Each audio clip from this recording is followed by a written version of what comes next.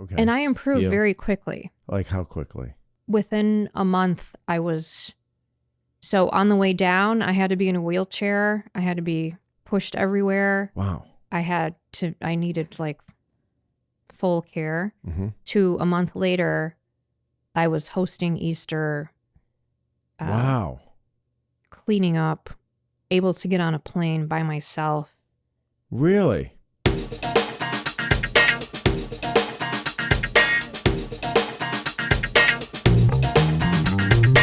What happens when a vibrant, high-functioning mother, a former global executive, world traveler, and devoted parent suddenly finds herself bedridden, unable to walk her daughter to the bus stop, barely able to speak, and fighting for her life? Today's conversation is not just about illness. It's about trust. It's about fear. It's about the limits of conventional medicine and the courage it takes to question it. A few years ago, after relocating internationally during the height of the pandemic, our guest did what millions of people did. She followed the guidance she believed was responsible, safe, necessary, an act of love. But within months, her body began unraveling. Joint pain, debilitating fatigue, tachycardia, gastrointestinal collapse, neurological symptoms, suicidal ideation, and eventually near total loss of function. She was told it was anxiety. She was handed medications and dismissed until she began asking different questions. What followed was a relentless search for answers through neurologists, ER visits, the Mayo Clinic, Lyme specialists, detox protocols, bioresonance frequency medicine, heavy metal toxicity testing, and therapies most people have never heard of. This is not a simple story. It's not a neat story. It's a story about complexity, about infections, immune dysregulation, toxicity, and the hidden layers of healing. And it's also a story about resilience, about a woman who refused to accept, manage her symptoms as a life sentence, and about a family that stood in the fire together, and about what it means to reclaim agency over your own health. On the Rhythm of Life podcast, we explore the human journey, and on the Vital Circuit YouTube channel, we explore the body's circuitry, how it breaks down, and how it can rebuild. Today, we do both. This is Krissi's story. Let's dive in. Well, Krissi, it's great to have you on the show. I know we've been talking about my wife said you've got to have this woman on the show. Now, how did you meet my wife, Kristina? You were at a German fest or something, serving some beer and brats, or what happened there? Yeah, I think I was serving beer and brats, and she was serving beer and brats. I belong to one club called the Chicago Donauschwaben. Oh, yeah. And she belongs to the Austrian Singers. Yes, okay. Yeah. So. And so you met doing this at a German festival in Chicago, right? Yeah, we have a mutual friend who connected us, and we both go by Krissi, right? So that was interesting. Yeah, that was interesting. Well, she came home that day and said, I met this extraordinary woman who went through this unbelievable health journey, and she just went on and on about it, and I was totally enthralled, and you've got to talk to her. And so for weeks and weeks and weeks, she said, have you talked to Krissi? Have you talked to Krissi? I said, I haven't. I'm busy. And finally, when we connected on the phone, I thought, oh my God, I've got to have you on the show, because you went through an incredible health journey over the last 5 or so years. And it all started when you got a COVID vaccine during the pandemic. Is that correct? That's right. And yep. What type of vaccine did you get? Well, I'm embarrassed to say that I got 3 Pfizers. Oh. Yeah. Oh, so you got the initial one and then some boosters? I got the initial one in April, and within a week, I got the second. Wow. But I didn't have I did have an immediate reaction, but I didn't realize. I didn't put it 2 and 2 together. Right. So initially, I had some joint issues. Okay. And then it turned into digestive problems within a month. But I already had a history of having digestive issues. I just hadn't had any in several years. Well, I was going to ask you about that. What was your health like before this happened, just in general? You had some digestive issues, but you hadn't had any in how many years? In at least 2 years. Okay. So we were living in Europe during COVID. Oh, and okay. we had just moved home in 2021. Gotcha. So we moved home to Illinois, and I maybe had some sleeping issues. Okay. But overall, I was fine. But I did So you were functional. I was functional. You were working. I wasn't working because we had just moved home. Oh, so it wasn't a matter of your health that you weren't working. You were functional enough that you could do. So you generally were a fully functional adult. Yes. Okay, wonderful. Yes. Okay. And I did have COVID while we were living in Munich. So in 2019, I had COVID. And when I look back, so that was in October. Nobody knew what it was yet. But the epicenter in Europe was Milan. And we had just visited Milan at the end of October. We were my husband had a business meeting, and I had quit working in 2018. So originally we moved to London in 2017. I kept my job. I moved into a different division at Deloitte. And then at 2018, we moved to Munich. Still kept my job. At that point, I was working for the global firm, but I couldn't find daycare. Our daughter was 2. So I ended up quitting. So at that point is when I put my career on hold and focused on our daughter. Oh, gotcha. And so in 2019, my husband had to travel to Milan. We schlepped our daughter along, and we we were going to have fun. And at that night we checked into a hotel, and I lost my sense of smell and my sense of taste. Wait, when you got COVID? Yeah. Oh, so okay. So now how did that? I'm just trying to tie it in because sure, please. It took me 3 months to get better.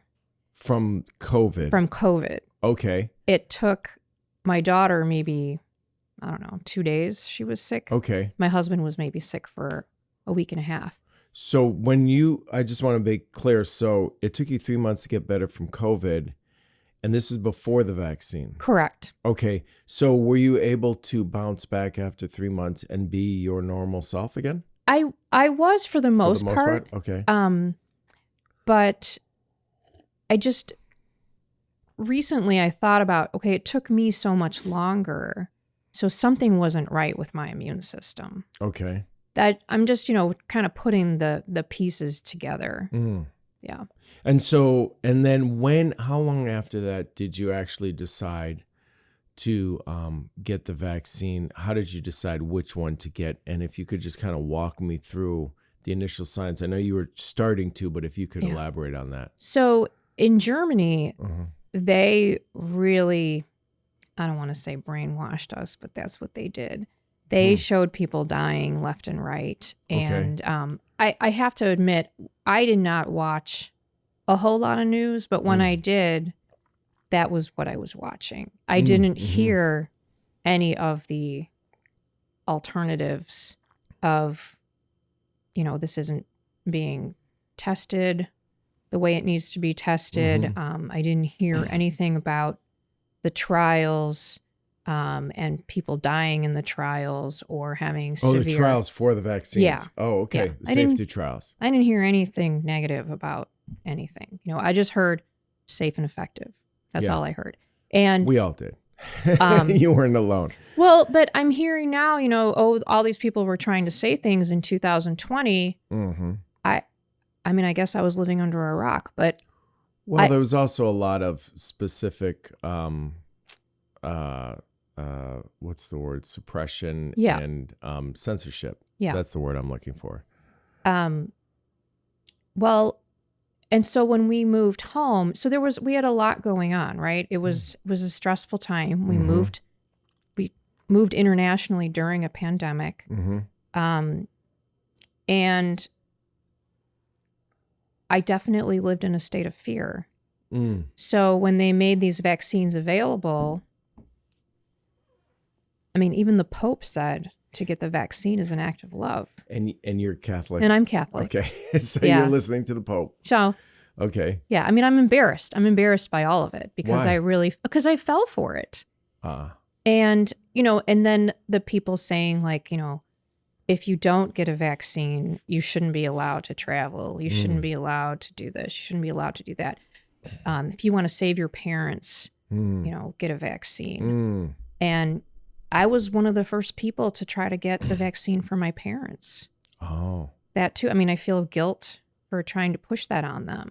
Interesting. My brother wasn't a huge vaccine believer, and I was upset that he would want to put my daughter at risk if we were to get together as a family. To not get the vaccine? Yeah. Oh, wow. But I mean, he ended up getting it anyway because he was a first responder. I just was not thinking beyond whatever mainstream media fed me. And what was your general attitude before you got the vaccine and all of these health issues started cropping up for you, which we'll go into in a second? But what was your general understanding of conventional healthcare and medicine? It sounds like you kind of were of a mainstream mindset where like, this is what I should do. And you just take the advice of the authorities and go from there, right? Right. Okay. Well, and also looking back, I look at some of my health issues in the past.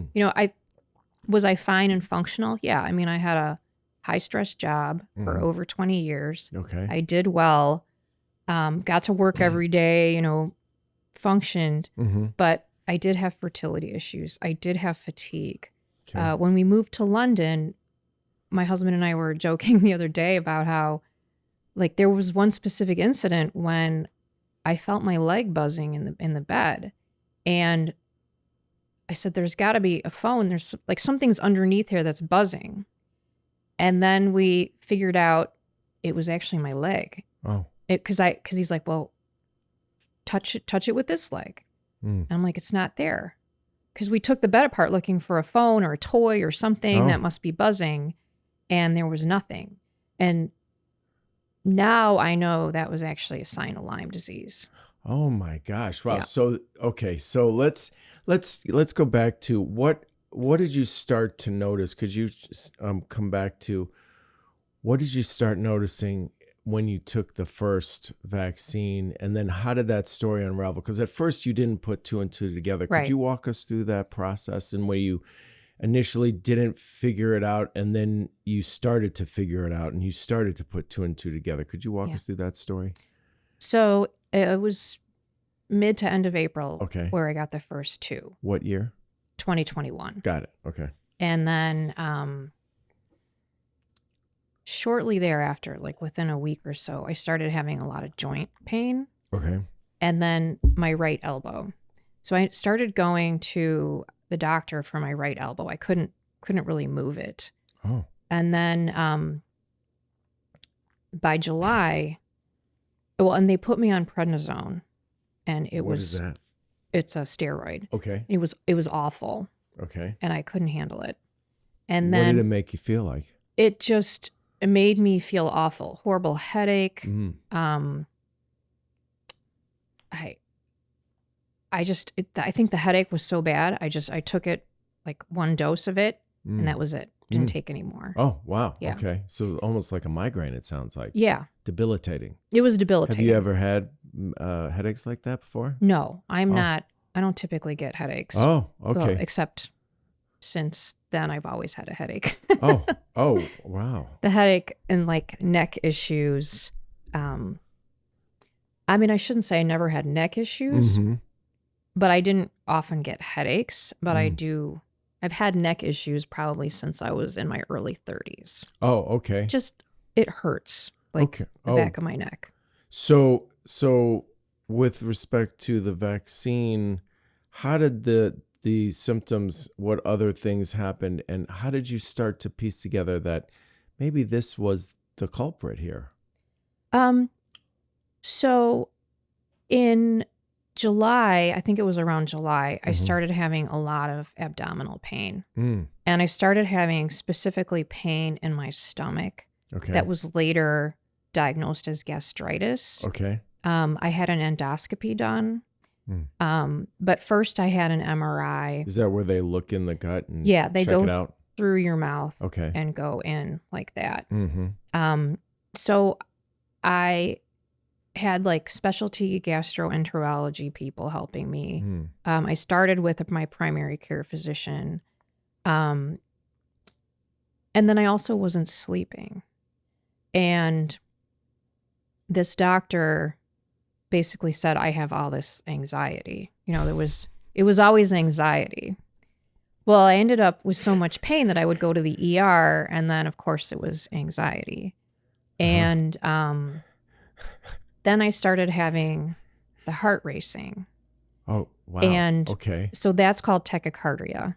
Okay. And I'd never had heart issues in my life. Did that start shortly after the initial vaccine or Yeah. after? Oh, it did. It started, but it wasn't a constant. Okay. So, and I had a watch at the time. I had a Garmin watch that tracked my heart rate. Okay. And I used to hike like 3 to 5 miles every day when I lived in Munich, and I would work really hard to get my heart rate up. Oh. And all of a sudden now I wasn't doing anything, and my heart rate would bounce to like 140 for doing nothing. And it was like I would just do my regular things, but I was still functional at this point. Okay. But I was like, why is my heart rate going so crazy when I'm not doing anything? And like about what period of time, how much time had passed since you'd had the initial injection? So my normal resting heart rate is probably in the upper 50s, lower 60s. Okay. And this heart rate started increasing already in May. But it wasn't like anything concerning to an average person or a doctor because and when did you get the vaccine again? In April. In April. Okay. Yeah, the first. Okay, gotcha. The first two. Yeah. So you noticed this pretty early on. Yeah. Okay. But it wasn't. It was still within the normal range, right? Oh, I see. So it wasn't like alarming to a doctor because a normal heart rate supposedly is between like what 60 and 80 resting, or is it 60 and 100 resting? Okay. I mean, it wasn't anything that was out of the norm for a lot of people. Okay. It just wasn't normal for me. Which matters. Yeah. And my blood pressure also was starting to drop. And my blood pressure was always 120 over 80. Okay. As long as I can ever remember. Okay. So it's still not 120 over 80. It's still a lot lower, but it's like not scary low. So you got anxiety according to conventional doctors, yet your blood pressure is dropping. Yeah. Which seems counterintuitive. It does, That's doesn't it? really interesting. So please continue. And so how did this unfold? So by September, I remember like clearly I could barely keep up with doing anything. We tried to go apple picking with our daughter, and we went with my brother and his family. So this is September 2021. And I was already like just needing to go sit over basic things, you know, like just walking like 10 feet. Okay, I need to go sit down. Really? Yeah. This is about 5-6 months after the vaccine injection. Yeah. And how many boosters did you have? Or additional vaccine shots? At that point, I had nothing. Oh. I just had the first two. But I didn't make the connection to, even though, you know, I guess it was out there, but I didn't. Oh, right. Okay, because the Pfizer is a 2-shot deal. The Johnson & Johnson is the 1-shot. Was the Moderna, 1-shot deal, The yeah. Moderna is the 2-shot. So Pfizer and Moderna are 2. So you got the 2 basic preliminary shots. Correct. For Pfizer. And so this is 6 months later, and you're just not having the energy that you normally have. Right. I'm slowly deteriorating. Oh. But because of that, that was my decision to get the booster, thinking I must be immunocompromised. Something's not right here. But I did, when I look back, I sent an email to one of my people that I went to for massages when I was pregnant. And I said, do you think this could possibly be the vaccine? And she wrote back, So I probably was onto something, but I still didn't make the connection. Well, obviously, because then I got a booster. So I got the booster in November of 2021. Okay. And immediately I became non-functional. Really? Yeah. So at that point, I couldn't even get up. Like I was basically bedridden or couch ridden. I had something called postural or orthostatic tachycardia syndrome. It's where That's a mouthful. Yeah, it's where your heart rate just kind of goes out of control. Really? So your heart rate was already jacked up, or at least higher than it normally is for you, but was still within a normal range. Now it's probably out of the normal range. Correct. Okay. And there was no doubt about it. And so... And this happened right after the booster? This happened right after the booster. Wow. And so I was in the ER so often with heart pain, with just feeling awful, but also gastrointestinal issues. So at this point, I started losing weight.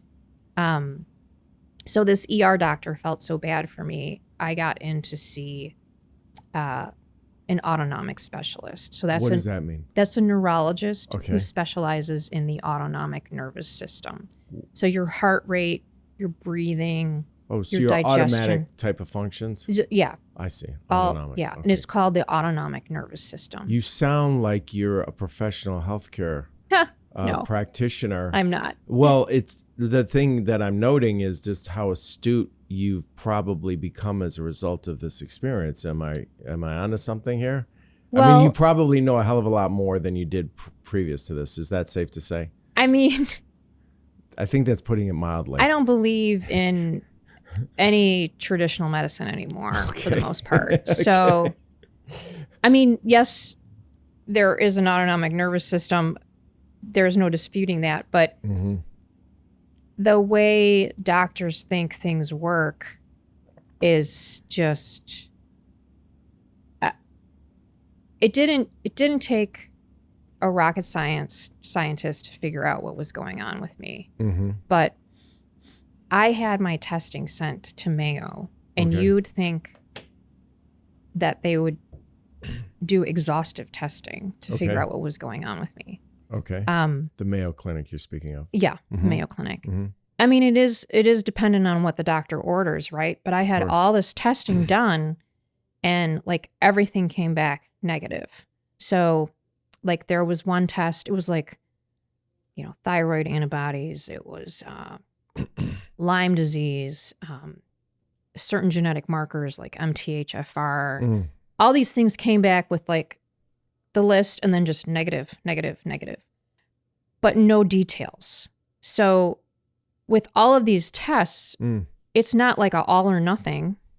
It's so like Lyme testing, for instance, which I did have, it came back negative. So standard Lyme testing, even done through a place like Mayo, they use Western blot or ELISA. Okay. Those are going to miss up to 70% of the positive Lyme cases. But the big bacteria that I actually had that they didn't even test me for was called Bartonella quintana. And the only reason I figured that out is because I ended up going to a Lyme doctor who ran a separate set of tests. She looked at my she was a functional neurologist / MD. So this was a medical doctor, but also with a neurology specialty. And you said a functional practitioner. What does that mean exactly? I've heard that term bandied about quite a bit. So she's separate from traditional Western medicine. They can run their own tests. So clearly there was something going on with me neurologically because my vocal cords were becoming paralyzed. Really? Yeah. Wow. Okay. I was becoming incontinent. I suddenly had dementia. I suddenly had suicidal ideation, which made no sense to me. So I started with traditional medicine, right? Sure. So I went to this one neurologist, and so normally people wait 2 years to get in to see with this doctor. His wait list is 2 years. I got in right away because the ER doctor felt so bad for me. Okay. Kind of fast-tracked me. Okay. So I got in and I had what's called autonomic testing. Okay. And basically they're testing your heart. So people have these conditions and they're waiting years to get tested just to say, okay, you are diagnosed with this thing called POTS, Postural Orthostatic Tachycardia syndrome. Mm-hmm. And, supposedly it's a syndrome, right? It's not caused by anything. It just happens. And there's always a root cause, right, to everything. Sure. And so there was no doubt that I had this. So now it was like, okay, now we're going to manage your situation.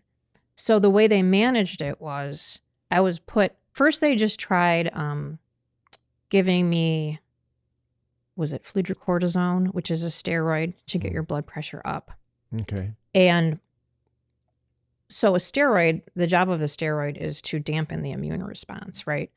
So I had all these infections brewing, and the last thing I needed was to dampen my immune response. But so that's what I did, and that was supposed to shoot my blood pressure up. It didn't really do anything for me except for dampen the immune response. Which is the last thing you needed. Right. And then because I wasn't doing better with that, then they gave me meds to slow my heart rate down. Mm. So I ended up taking something called Corlaner or ivabridine is, I think. I forget which one is the generic term. Okay. But that's an expensive pediatric drug. And in my case, it just masked the symptom, right? The problems are still there. Sure. It just slowed my heart rate down. Mm. So it wasn't like, here's a cure. But I thought, oh, okay, I have POTS. I just have to learn how to manage this. Okay. But then the vocal cords got paralyzed. Then I became incontinent. And vocal cord paralysis and low blood pressure is not part of POTS. Some people have that in conjunction with it. But it's part of a bigger problem, which the signs were showing that I had something called MSA, multiple system atrophy. I had those signs. And it's like ALS, but starting with the autonomic nervous system. Uh-huh. And it was terrifying. I'm sure. Plus, and how far after all, how did this, how much time had passed after the booster? This all started kind of happening all right away after that? After the booster, yeah. So the booster was in November. Mm-hmm. December 1st is when I was diagnosed with the POTS, the Postural Orthostatic Tachycardia syndrome. Okay. And I was put on the meds right away. And I started slipping into this crazy depression. And it was like, you're having... After the meds? Well, it was like right around the same time. I see. Yeah. I see. Did the meds make it worse? It's possible. Okay. I don't know, but what happened was I had reactivated infections plus a boatload of toxins that I must have already had the Bartonella in my body, but it went to my brain. And that's what caused the suicidal ideation. Oh my gosh. But I didn't... Bartonella a bacterial infection? It's a bacterial infection. I see. Okay. Yeah. But I didn't know I had this until the end of February. So let me backtrack a little bit. Sure, please. And this, by the way, you're talking about a traditional neurologist right here before you saw the functional. Correct. Right. Yeah. Okay, go ahead. Yeah. So I saw this neurologist in his practice. They put me in a protocol to, it was like a physical therapy kind of protocol. Mm-hmm. And I started going to that, and I started muscle jerking. And oh my goodness. The therapist was like, well, that's probably from your meds. And I'm thinking, I've taken because at this point I was on the 2 heart meds. So the fludrocortisone and the Corlaner, or the ivabridine. Okay. So those 2 things. Okay. Then I was on clonazepam, which is a benzodiazepine. And that was to stop me from muscle jerking. Okay. And it was just to calm me down. That was like an anti-anxiety drug because I had all this anxiety. Yeah, you sure did. And then at night I could take Xanax or oh my God. Valium. Oh my God. Yeah. Did you start taking Xanax? I took both. I took Xanax or Valium. Xanax is really addictive. Yeah. I know, it was awful. Oh gosh. Wow. Okay. And then on top of that, because I was losing so much weight, they put me on something called mirtazapine. And that was supposed to help me sleep and help me gain weight. But also, because I couldn't get out of bed in the morning, they put me on Wellbutrin. What does that do? I don't know. It just made me sicker. So, Gosh. so I was a zombie. So I was on bet. all these meds. And the thing is, I trusted them, right? Sure. So at my third appointment with the neurologist, Mm-hmm. I was with his physician's assistant. And my husband was with me in that room. Okay. And I brought my list of symptoms. And at this point, I could barely speak. My vocal cords were mostly paralyzed. Oh my God. And I had gone to, I was seeing a speech therapist. Oh my gosh. I had a swallow study done because I couldn't swallow right. Oh my which, God. by the way, is toxic because they use barium. I had already had several MRIs, which they tell you is safe, but I didn't know this, but I was already getting poisoned from the gadolinium. Oh my goodness. So all these things affect your brain, right? So I'm experiencing dementia. I'm experiencing the suicidal ideation. So there's all this stuff going on, and they're like, "Oh, it's just anxiety." And so God. at this I'm third, laughing to keep from crying. Go ahead, please. So at this third visit with the neurologist or the physician's assistant, Okay. I have this list. And she looks at me and she goes, "You Googled Parkinson's." And I'm like, I go, "You think I have Parkinson's?" And she said, "No, I think you Googled that little list you brought with you." And I'm going, why would I make this up? Why would I make up all these symptoms? Oh my God. So she's accusing you of making up. Oh, really? Yeah. So my husband was just furious. I bet he was. Yeah. And on the way home, he's like, "We should have just gotten up and walked out." And I go, yeah. And gone where? These are supposedly the best of the best. People wait 2 years to get in to see these specialists. Mm-hmm. And I'm like, where are we going to go now? So you were really at a crossroads, and this was what, around spring of 2022? This was like February 3rd. Oh, February. Okay. 2022. Gotcha. And so that's a real daunting moment, I'm sure, for you. Was that the moment where you started to expand your perspective and start to look into other modalities? I had already started looking.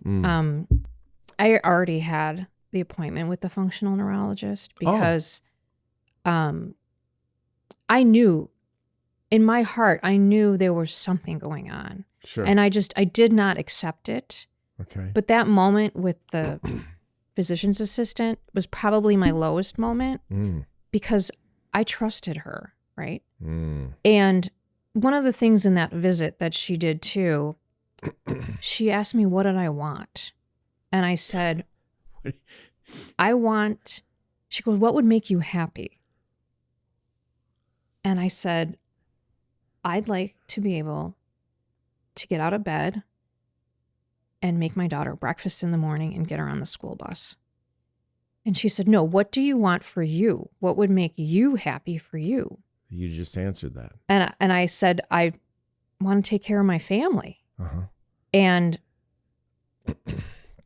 she didn't accept that. That's nice. She wanted me to say something about, like, I don't know, being on a beach or like, getting my nails done. Well, which leads me to this next part. Okay. So then she tested my reflexes, and at that point I had my one hand was like kind of doing this a little bit, like maybe like a couple of fingers, right? Okay. I couldn't. She's like, "I'll give you that you have the tremor." Okay. And I'll give you that? Yeah. She said, "I'll give you that." I'll give you that. Really? Yeah. Okay. That's nice of her. Yeah. So then she was testing my reflexes on my legs, and I had to take my socks off. And she looked at my feet, and she basically was like, you need to get a pedicure. You need to go do something nice for yourself." And I looked at her and I'm thinking, lady, I can't even walk my kid to the bus stop. Like, a pedicure is not on my list of priorities. And she's just in another world. It seems like she's just not present to what you're dealing with at all. It sounds like, wow. And so then she was, I think, kind of did you a favor to a degree by being so ridiculous and illogical and nonsensical by pushing you out of the conventional medicine paradigm, I think. That Sounds like it. That was really the lowest point, and at that point, all my trust went out the window. Oh, I bet. Yeah. I bet. And so how did you hear about this functional neurologist that you eventually saw? So I think because there was really nowhere to figure out where to go, I was on Facebook, and I joined some of the POTS groups. Oh. And there are all these women that have this postural orthostatic tachycardia syndrome. Oh.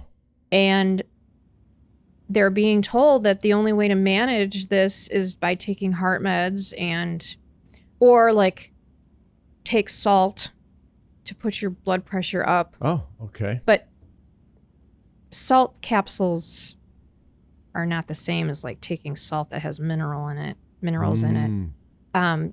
It's like basically they're just being pushed to manage their symptoms instead of finding a root cause. Well, that sounds pretty normal in this country. I mean, that just seems to be the norm. I mean, and I'm gathering that now you've really realized that in a very visceral and intimate way now, given what you've gone through. Yeah. So then when did you get to see the functional neurologist? So I think I had my initial testing done at the end. Did I go in January or was it February? But the testing was back in February. Of 2022. 2022. Okay. I think it was like February 22nd was when I got it. And then how did that go? Well, I did not have the best experience with her because so in between, I started going to a functional neurology place. I won't mention where it is, but it's basically they spin you around on machines, do eye exercises. I even did some hyperbaric oxygen chamber stuff there.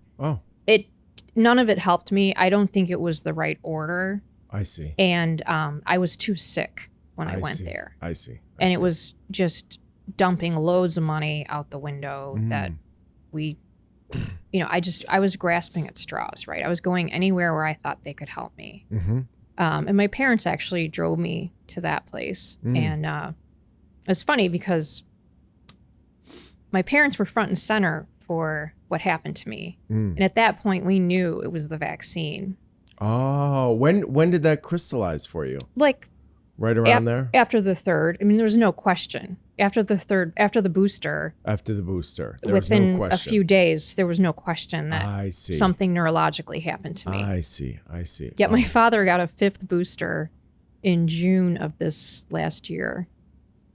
And really? Yeah. Given all that you've gone through? It's just, yeah. Wow. Yeah. And honestly, I think he was kind of bullied into it. And he went to the doctor alone, which he shouldn't have done. He's in his mid-80s now. And did he have an adverse reaction? Yeah. He couldn't move his neck. Oh, my Which is like one of my issues. Oh, my gosh. Yeah. Wow. But I got him help right away with one of my alternative people, which I don't think he really fully appreciates. But, So, okay, so did the functional neurologist help at all?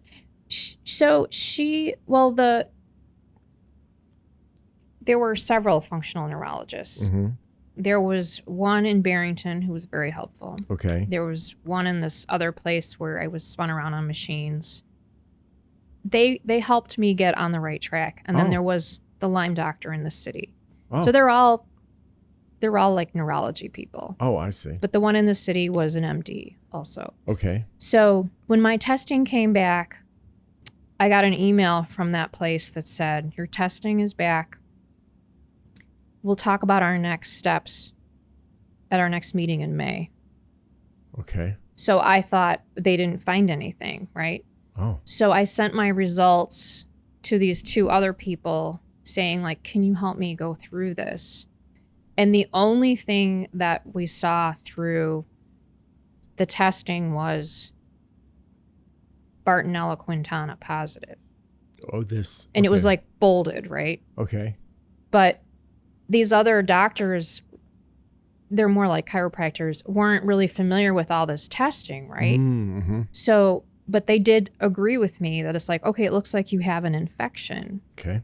And so one of them actually sent the results to a friend who was a chiropractor in Florida who had Lyme disease, who had it, Okay. and said, you have Lyme disease. You need help.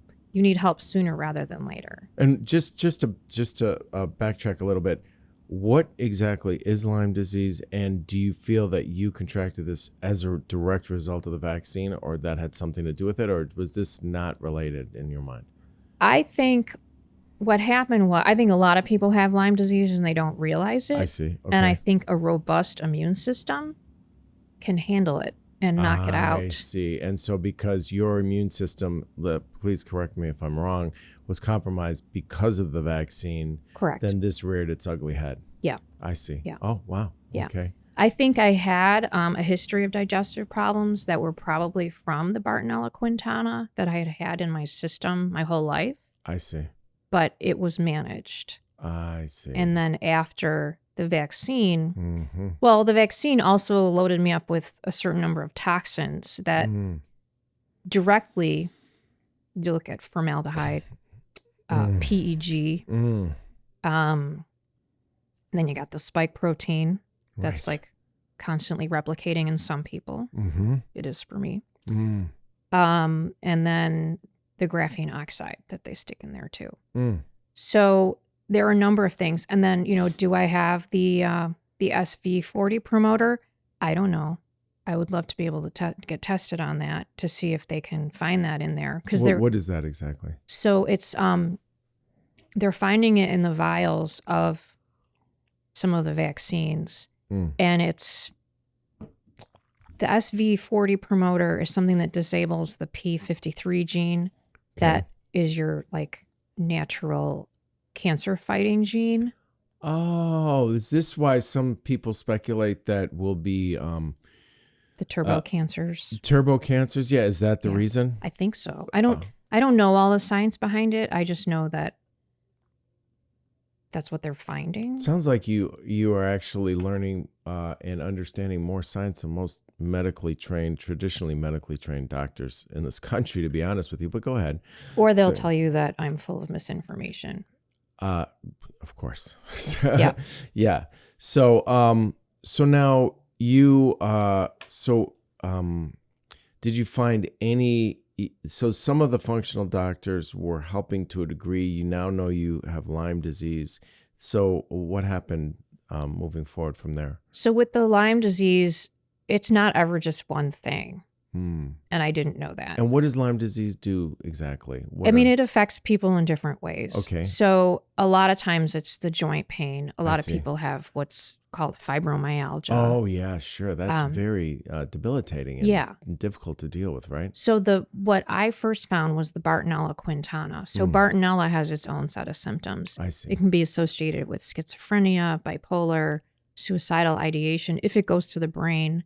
That's what you experienced. That's what I experienced. But it can also be associated, specifically Bartonella quintana, with leg pain, foot pain, shin pain. Oh, my God. But it can go into the neck. I mean, it like hurts the blood cells, endothelial cells. I probably said that wrong. There's like or is it epithelial cells? Okay. And also, there's so many different terms that I am just becoming more familiar with, but it's affected every part of my body. Sure. And it's not just the Bartonella. So on top of that, I had, I had a list of things going on. I'm sure. So the testing that I had showed Epstein-Barr virus, so reactivated basically. I see. And the shingles virus, herpes virus, like the kind that's on the mouth. I see. And so you had a variety of things that were in your body that were totally managed and not really an issue, right? Because your immune system was fairly healthy, right? And all of a sudden now, because your immune system has been compromised because of what went into your body, not just from the 2 shots of the Pfizer vaccine, but also the booster, all of a sudden it seems like all hell broke loose and things just went sideways, and now your immune system can't handle anything. Right. And then I did some things that actually made the situation worse. Oh, what'd you do? So you get a pedicure? No, just kidding. So I first started treating with antibiotics. Oh, wow. And okay. So within just a few days of taking minocycline, which crosses the blood-brain barrier, 3 days and my suicidal ideation lifted. And you'd think this is a good thing, right? It sounds like it would be a good thing. And it seems just on its surface, from a layman's perspective, you got a bacterial infection, antibiotics deal with that. And then it lifted your suicidal ideation. I mean, that sounds like a good thing, but there's more. It got rid of my gastritis pain. Really? Almost immediately. Oh, wow. And I could speak again very clearly. I went back to my speech therapist and I said, look, lo and behold, I can speak clearly. And how quickly did these improvements happen after you've taken the speaking antibiotic? Within maybe 5 days to a week. Incredible. Yeah. Oh, so you must have been I was like, excited. I said to my husband, I'm gonna be fine. Let's go skiing. Yeah. So I was about maybe back up to 100 pounds at this point because I had lost about 50 pounds. I was 90 pounds when I was at my sickest. Oh my gosh. Yeah, and what was your normal weight before then around? If you don't mind me asking. About 140. Okay. Yeah. Gotcha. So I lost weight very quickly in December of 2021. Okay. Yeah. And so what was the flip side of this? So yeah, I thought I had all these benefits from the minocycline, and it was doing some things that made me feel like, oh, I have a bacterial infection. Let's just fight it with antibiotics and I'll be fine. But it ruined my gut even more so. Oh, Lord have mercy. Okay. Yeah. So then I switched and this doctor. And antibiotics, I mean, I know that can really ruin or damage your gut flora. Right. That's vital to your immune system, even though it can kill some bacterial infections. But yeah. Go ahead. So then I had an overgrowth of something called candida. And then there were also some mycotoxins in there. And because of the antibiotic. Well, at that point, all the other stuff blew up. Oh. But I didn't know because I had these benefits that I was seeing. Yeah. But then I ended up getting worse. Oh man. With other problems. And that started cropping up pretty quickly after you saw the improvements? Correct. Oh, that must have been devastating. Well, and then I also was supposed to take this ridiculous amount of supplements. So while I had these gains of like being able to speak again and like the suicidal ideation lifting, I started feeling sicker in other areas. And such as? I mean, I had constant diarrhea. Oh, my constant God. diarrhea. And I had all these supplements to take. And I understood why I needed to take them because I had this testing that showed I was like deficient in X, Y, and Z. But nothing was staying in me. So even the supplements were coming out. Oh, my goodness. So then I found this other treatment that was more holistic, and I flew down to Florida. Okay. And I was muscle tested by a doctor. Okay. So this was a traditional medical doctor who went alternative. So he had all of the traditional testing. So he went to medical school. Okay. But his way of testing people was to use, I mean, I don't know how to explain it, where like you use basically a strong arm and you can figure out if someone can take something or not. But he had all these vials, and within, I don't know, an hour, he found everything that I had and more with the help of his assistant. I mean, I already had all the expensive testing done, so I knew what the expensive testing showed. And he found all of it and more. Oh. And so I signed up to do something called SOT, which I probably need to look up what that stands for, but it's like... Do you want to? Please. Please, absolutely. Oh, supportive You got it. Oligonucleotide therapy. Okay. Okay. So I chose to do that for 3 of the infections that I had. Okay. I chose to do it for Bartonella quintana, Okay. Epstein-Barr virus, and something called Borrelia miyamotoi, which is a reoccurring fever form of Borrelia. Okay. Borrelia burgdorferi is what is traditionally called Lyme disease. So that's when people say they have Lyme disease, that's the main bacteria that they're talking about. Okay. So I went to this doctor in Florida to sign up to do the SOT, and Okay. then he had like basically a protocol for me where I was doing IV ozone at another clinic around here to like clean up my blood, get me ready for doing the SOTs. And he took away 90% of the supplements that I was on because he said your body can't process these. Okay. It's too much. Okay. So you're basically just adding to your toxic load. And he also told me that I was mercury toxic through this muscle testing. Interesting. So then I went to a place and he goes, well, you need to look into getting chelation therapy. So I went to a place here. What is chelation therapy? It's basically trying to get the metals out of your body. Okay. So they have a process. They use EDTA, I believe, to get it out, but you do it through an IV thing. So I went to a place that does it in the suburbs. Okay. And they said, well, we're not just going to do it on you. You need to do testing. Okay. So I did heavy metals testing. Okay. And I did a provoked test. So you take a pill that supposedly provokes the metals to come out, and it then you do a urine sample and they test what metals are coming out. Okay. So with my testing, they said, it looks like your metals are fine. The only thing you have toxic levels of is gadolinium. And gadolinium is from getting MRIs. It's the contrast dye. Oh my goodness. Oh, wow. So, but it's good that it was coming out because some people will tell you gadolinium never leaves your system. Oh, okay. So, but in hindsight, I thought, okay, well, the doctor in Florida is wrong. My metals are fine. And I don't have heavy metals except for this gadolinium. So I don't need chelation therapy anyway because he was wrong. He was right. The problem with metals is they like to go into your soft tissue. They like to go into your organs. They like to go into your brain and your liver and stay there. Oh my God. So they're hiding, so to speak. Yeah. So like I had toxic levels of mercury, lead, nickel, chrome 6, which is stainless steel, which you don't think of as being toxic. Sure. And there were some other ones too. I'll get to that later. Sure. So, so that was like June of 2022. So how long into, it sounds like this doctor is somewhat of a turning point for you. Is that safe to say?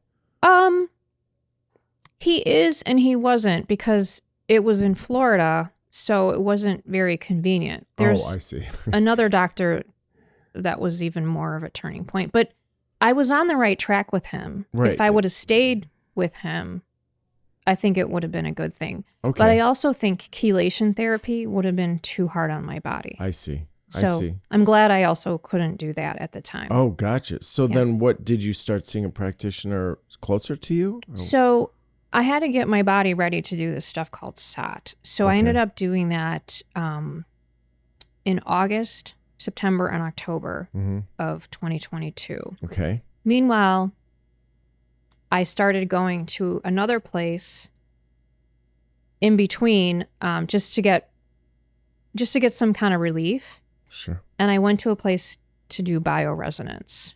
So this is where you're using frequencies to basically correct imbalances within your system. Interesting. And it helped me each and every time. Each and every time that I went, I felt great. So let me get clear. So what does SOT stand for again? If you need to consult that again, I just want to be clear. So is this a series of tests where they can detect things, or is this a therapeutic modality? It's a therapeutic modality. Okay. So it's supportive oligonucleotide. oligonucleotide Okay. therapy. Okay, and how would you explain this to a layman that it would do? Okay, so there's this company called RGCC. Okay. It's based out of Switzerland. Mm-hmm. Their headquarters are in Zug. Okay. And they have an arm here in Colorado. Okay.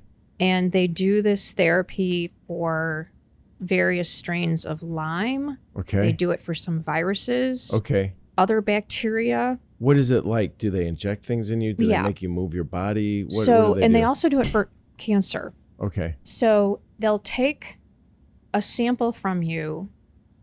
So let's say you're doing it for a specific infection, like Bartonella quintana. Okay. You need a lab test that says you have Bartonella quintana. Gotcha. And then you need a sample of your blood. Okay. And you send that to the lab in Greece, okay. which is where they do their lab stuff. Gotcha. They will create this vial and they'll send it back to the clinic, and that clinic will administer the SOT to you. And this vial... For you to inject something in your body? Okay. It will... based on your test results? Yeah, I'm trying to figure out how... Sure.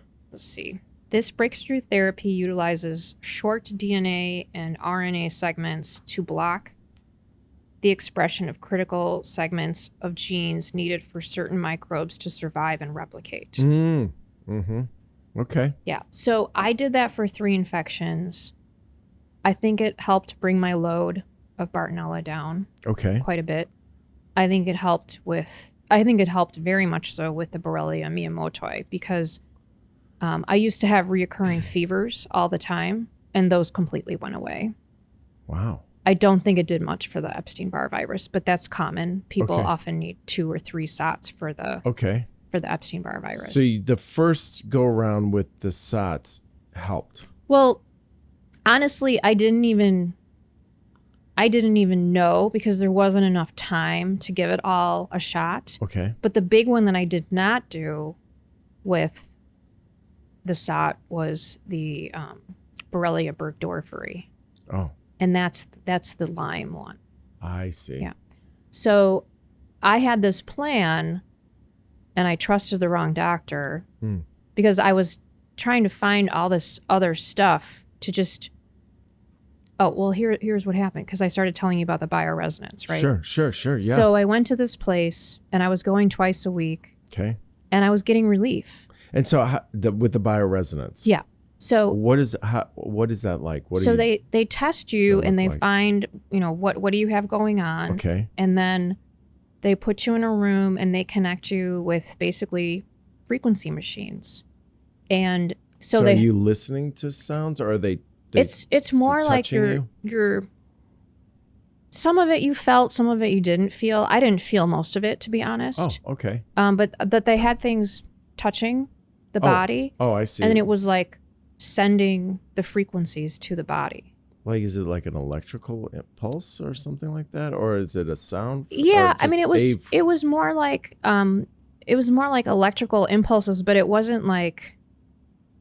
So, are you familiar with the Rife machine? No. Okay, well, we'll talk about Rife later. Sure. So, like with a Rife machine, you're actually like holding the rods and you can feel it. Oh, okay. But I actually have Rife in my bioresonance machine, and you don't feel it, and it's still sending Rife. So, okay. I don't know. Like, I've been hooked up to Rife machines. I've been hooked up to other bioresonance machines. Okay.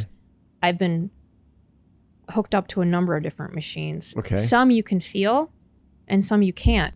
But I still think they work because I felt better. So the bioresonance started improving your situation right away? I felt better right away. I can't explain, like, what it did was it would help me sleep. It would make me feel better. It would lift pain. It would lift anxiety. But it didn't last. So it was like a very short-lived kind of like, here's 24 hours of relief. And then come right back? Come back in 2 days. I see. And, it got to be really expensive. And so this place was like, we're not seeing the results in you that we normally see in people. We think you should do something more aggressive. And so I found something very aggressive. I found this doctor in Germany who promised to eradicate my infections. Because at this point, I'm thinking this is all infections, right? Okay. Because I got that heavy metals testing back that said I didn't have the heavy metals except for the gadolinium. Okay. I didn't understand any of the whole toxicity piece. So people talk about detoxing, but when you talk about detoxing from a Lyme treatment standpoint, it's like, okay, kill these infections and then get rid of the dead infections. Okay. Well, you don't have infections because your terrain is clean. You have infections because you're full of heavy metals. You're full of garbage. So if you didn't have all this garbage in you in the first place, you wouldn't have all these infections. I see. Yeah. So you're slowly but surely figuring out what's actually causing all this. Right. Okay. I'm slowly putting the pieces together. And with each doctor, each alternative doctor, I'm getting a bigger piece of the puzzle. So you went to Germany. What happened? So I went to Germany and I went through something called insulin potentiated therapy. They do this for cancer patients, but in my case, they lowered my insulin levels and then they flooded my body. Instead of with chemotherapy, they flooded it with antibiotics. Oh, no. Yeah. And I really did not do well with that therapy. I also threw in some ketamine treatments. Well, one. Oh, okay. I did not do well with it at all. Oh, my Lord. And it was one of the most horrible experiences I've ever had. And I was already doing better at this point, right? So I go there thinking they're going to wipe out the rest of my stuff and I'll be good to go. So wait, I just want to be clear. So you were experiencing some positive benefits from bioresonance therapy locally. Yeah. But yet it wasn't lasting that long. So they recommended you do something more aggressive. Did they recommend this place in Germany? No, they didn't. No. Oh, I see. So you're at Germany. You're in Germany with this doctor who seems to be hopefully well-intentioned, but it was exactly the wrong thing that you should get given what you said about antibiotics. And so now you're feeling a little bit better, and then it seems like this was really a gut punch. Right. And the way they framed it was, oh, you don't have to worry about it ruining your gut because we're doing it via IV. And I was like, okay, that makes sense. That does not make sense. It did it systemically at that point. I see. So I actually hurt my mitochondria at that point. Oh, wow. Yeah. So I ended up setting myself back, and then I started looking at, well, while I was there, I did so badly that they sent me to another clinic to get my blood cleaned. Oh. And that blood cleaning, in hindsight, maybe was a little too hard on my system. I don't really know because it's in the past now. Okay. But from that, I got a report that showed my true toxicity, and I had toxic levels. This is where the true report came in, where I found out I had toxic levels of mercury.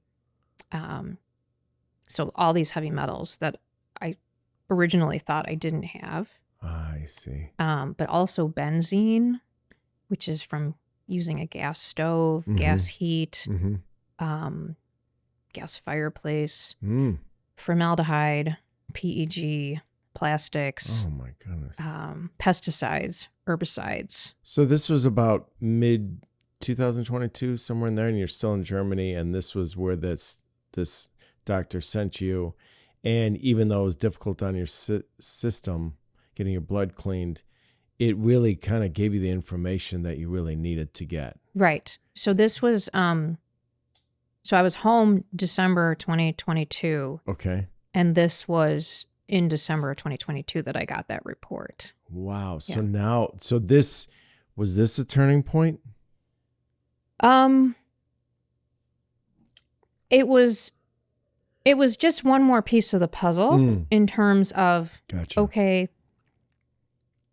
now I'm getting it. Now this is as much about toxicity as it is about infections. It's not just infections doing all of this. Sure. So then I started trying to find people online more around the energy space. And then I started trying more and more various machines that, because I got relief from the bioresonance, right? Gotcha. But I wasn't going to go back to that place. I was angry with them. Because you weren't getting relief, or because they were like, you need to do something more aggressive. And that led you to something that was harmful. They didn't say, go do this. But when I came to them like, hey, I found this doctor. And they were like, you know, you need to bring out all the stops. And I was like, what I needed to do was do more bioresonance, like on a daily basis. I see. In my mind. But I see. I wouldn't have figured that out on my own, I don't think. Right. So then when I came back from Germany, I tried a place in Wisconsin. I tried a place in Crystal Lake. Okay. And I went to these places regularly. All bioresonance places. Bioresonance, or they're all bioresonance machines. Okay. But I mean, they're like, $60,000. Gotcha. So, did any help? They were helping incrementally to a degree? Yeah, they helped a lot. Oh, okay. Especially the one in Wisconsin. Okay. If you think of your body as a battery, some of these machines just charge you right up. Oh. Because it's the voltage that is missing. And your cells can't function if you think of like your cells are all these like tiny little batteries in your body. And if they're not hydrated, if they don't have the right electrolytes. I mean, we're all like electric beings. Oh man, I wish my daughter was here to hear this. I'm going to play her this part of the podcast because I keep telling her when she plays volleyball, here, you put your electrolytes in your water, sweetheart, please. And she's like, no, I don't like the taste. I said, it's not about taste. It's about what you need. It's funny because like when my dad was in the military, he said they used to just take a bunch of salt and then drink their water when they were running. And I usually put a little bit of salt in here, but like high quality mineral salt. Right. But people use these pouches of stuff, electrolyte powder, but you have to read the ingredients. Yes. If the main ingredients is citric acid,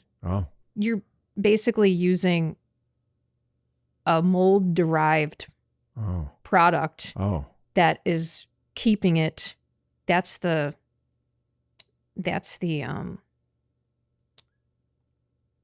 part that keeps it shelf stable. What is that? The preservative. Preservative, Sorry. yeah. Couldn't think of the word. Oh, wow. So I'm going to check out what I use right away after this interview. So, I can give you some brand names, but I don't want to diss them publicly. Brand names that are good? No, that are bad. That are bad? What should we avoid? Like the flavored ones of LMNT. Oh, really? Okay. Yeah, that's all over a lot of people recommend that I actually listen to. I know. Those element, any others? But I don't want to get in trouble for saying that. No, that's all right. You won't get in trouble. What are ones that you would recommend? Are there any that you'd recommend? I just use salt. I just use mineral salt. What type of, it's called mineral salt, or is that pink Himalayan salt, or what? I do have pink Himalayan salt, but I don't know if that one's good or not. I don't know if it's been metals tested. Okay. I have one right now from Whole Foods, and I'm honestly forgetting the brand. It's in like a dark blue container. Okay. But I've used Redmond's salt in the past, and then also Celtic salt. Oh, okay. Yeah. All right. Very good. So getting back to the bioresonance, it sounds like now you're starting to get relief and you're trying different places. Could you walk us through that a little bit? Yeah. So we were kind of like in the end of 2022, right? Okay. And then I actually found a doctor in Florida again. This one used a machine called Vega Test. Okay. And I found him through another person. And he did change things for me pretty quickly. Oh. And he said it was going to take 6 months. Oh. And I got better quickly. Really? But then I nosedived again. Well, so now, but I just want to be clear. The bioresonance, the places you were going did help, but does that help get toxins out of your body or not? It can do a lot of things. Oh. The whole idea is that it's detecting imbalances within the body. Okay. And then it can also correct them. Oh. But so is part of that getting toxins to move out of your body? Or? Sure. Sure. Oh, okay. Yeah. Oh, interesting. But like the place I went to in Wisconsin, I also was taking a bunch of supplements from this one naturopath. Okay. And I just don't think that person knew what they were doing because gotcha. I ended up feeling horrible. Oh, so there's a balance, there's an order of detoxing, there's a way of treating. And in my opinion, when somebody is really sick, very few people know how to take it apart in the right order. Oh, I bet. And so, but you saw this doctor in Florida and you did improve. Were they giving you a detox protocol? Well, what was their main objective with you? So the new doctor in Florida Mm-hmm. Treated with frequency cards. So you would wear these cards. So there was one set of cards that you would wear to correct imbalances, and then a whole other set of cards that would work on detoxing. What is a card? What is that? How does that? He'd program these cards. They look like almost like credit cards. Okay. And you would wear them for a prescribed amount of time. Attached to your body. Attached to your body. Okay. Yeah. And this would help it do whatever it needed to do. Detox, exactly. Yeah. Energize. Okay. And I improved very quickly. Like how quickly? Like within a month, so on the way down, I had to be in a wheelchair. I had to be pushed everywhere. Wow. I needed like full care. Mm-hmm. To a month later, I was hosting Easter. Wow. Cleaning up, able to get on a plane by myself. Really? To fly back down there for follow-up care. Incredible. I mean, then you said, how long did the good part last? And then you said you took a nosedive. How long did that good part last? And then what do you think you triggered that you took a turn for the worse? Well, there were a few things. I think I started researching more and more machines. I had already been looking at different machines, right? And I had sent this doctor a note saying, what do you think about these 5 machines? And his naturopath wife got back to me and said, you must have misunderstood him. But he and I spoke, so I know that he knew about some of these machines, right? So the wife got back to me. Bioresonance machines? Yeah. Okay, and the said, frequency bioresonance. Okay. None of these machines, it's not the machine, it's the person that's using them. He's not familiar with any of these machines. But he is. But he was, yeah. Why would she do that? Because I think I was a very lucrative patient. I see. I think. I mean, I don't know. Okay. But I just Could stopped. have something to do with it. Yeah, I stopped trusting him. And oh, really? Yeah. Again, I had lost a bunch of weight. I was feeling awful. So I had been doing really well for about a month. And then, let's see, that was March to April to May. I was doing well for about 2, maybe 2.5 months. Okay. And then I just went right back to feeling awful. Why do you think that is? I don't know, but he was missing something. Mm-hmm. Yeah. Okay. So then around the same time, in January, when I came home from Germany, there was another bioresonance place that I went to, and somebody had told me about a local doctor, and I signed up and I got on their waiting list, but I completely forgot about it. So, so here we are now in June of 2023. Okay.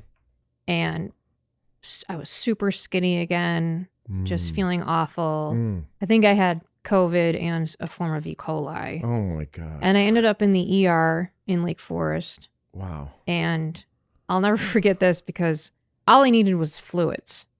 And the nurse was so mean to me. And she left me. She basically said, your blood tests look fine. And I just, here she is the picture perfect version of health. Mm-hmm. You know, looks like she just came back from playing a game of tennis, nice and tan. And here I am, like super pale, just completely dehydrated. Mm-hmm. And so she left me, and I just was crying, a crying mess. Oh and I God. said, God, please, if you could just send me a miracle. Mm. And 5 minutes later, I get this call from the local doctor, Mm-hmm. 30 minutes from my house. And they say, can you come in tomorrow? We have a cancellation. Mm. And I had forgotten about him. And he's a naturopathic doctor. Okay. He uses a German bioresonance machine and his own form of something called NAET, N-A-E-T. And he is the one that turned things around for me. Oh, okay. So that was in July. That was July 1 of 2023. Okay, and so is it that NAET, is that a form of bioresonance? No. Or is that something separate? It was NAM Boudrepaud's allergy elimination technique. Okay, and so what does that do? So And how did it help you? he basically was able to help me tolerate my environment and You mean physically or emotionally? everything. Oh, okay. So pesticides, herbicides, walking outside, pollen, Oh. all of it. And then also detected at one point, I mean, I've gone to him several times. At one point there was anxiety, Mm-hmm. which is real. I did have anxiety. How could you not have anxiety dealing with what you're dealing with? Decision making. Sure. I don't know. It's always something different. Okay. But over time, and so at the same time, not the same time, but almost concurrently, I bought my own bioresonance machine. Oh. And so between the two of us, we saw like my top pathogen levels going down. So Okay. he saw the same things I was seeing. Okay. And it was this basically we were almost like a team working together, and it was on me. And he said, keep doing what you're doing. And so over time, I mean, in the beginning, I saw him, I was in really bad shape. So I saw him every 2 weeks, but he was Okay. very affordable. It was $150. Okay. I think his prices have gone up now, Okay. but it was from that moment forward, Mm-hmm. things got better for me on a So- permanent basis. Oh, that's awesome. And Yeah. so how is NAET administered? So let me go back to the bioresonance for Please, him. So please, for sure. him, he tests the different meridians on the body, and he's using. You do have to be connected to his machine, but he's got like a probe and places it in different parts, but also is using your foot. It's kind of hard for me to explain. Sure. But he can test the imbalances in the various meridians and then also like in the various organs. And how would you describe for people who have not heard of this? What is a meridian? It's like your energy pathways or It's something like that? energy within your body, Mhm. like how it's Right. flowing through. I don't really know how to explain it very well myself. Mm-hmm. And then each organ, he'll test the main ones to see like what's going on. What's his background? If you like, generally speaking, is he traditional? He's not traditionally He's not trained. traditionally trained, but he is a full-on naturopathic doctor, and he can write prescriptions. Oh, Yeah. Okay. So And he's probably got way more training than a regular doctor. that doesn't surprise me. Yeah. So what about so it sounds like the type of background that, or the experience that, a knowledge base that this doctor has is more Eastern than Western in terms of these societal influence. I mean, it's not, because, Chinese medicine deals with chakras and Yes. chi and energy flow. Well, and so this machine that he uses is actually, it's German. So Oh. there's a lot of German stuff out there that's very alternative too. Oh, interesting. And But he was super helpful, and bioresonance was really helpful. yeah. How- And what I wanted to say about Mhm. the machine itself, Mhm. So he has a number of supplements that are programmed into the machine. Mm-hmm. And he also has his set supplements that he can like pick and choose from. Oh. And so, for instance, before him, I probably had, all the practitioners that I went to, right? Because when Sure. you're desperate, you go to whoever you think is going to help you. Sure, absolutely. Every single functional neurologist wanted to put me on some kind of a probiotic. Okay. That doctor in Florida, the initial one that I went to, could not find a probiotic that fit me through muscle testing. Okay. This same doctor not the same one, the one now that I'm talking about locally, Mm-hmm. he also could not find a probiotic for me. And it's interesting because even his machine could not find a probiotic for me. Interesting. And so what ended up being a huge part of a turning point for me when I first went to him, so my gut was a problem. And the gut is the problem for, I would say, 90% of the people. Everything is in the gut, right? And your serotonin comes from your gut. Like everything comes from your gut.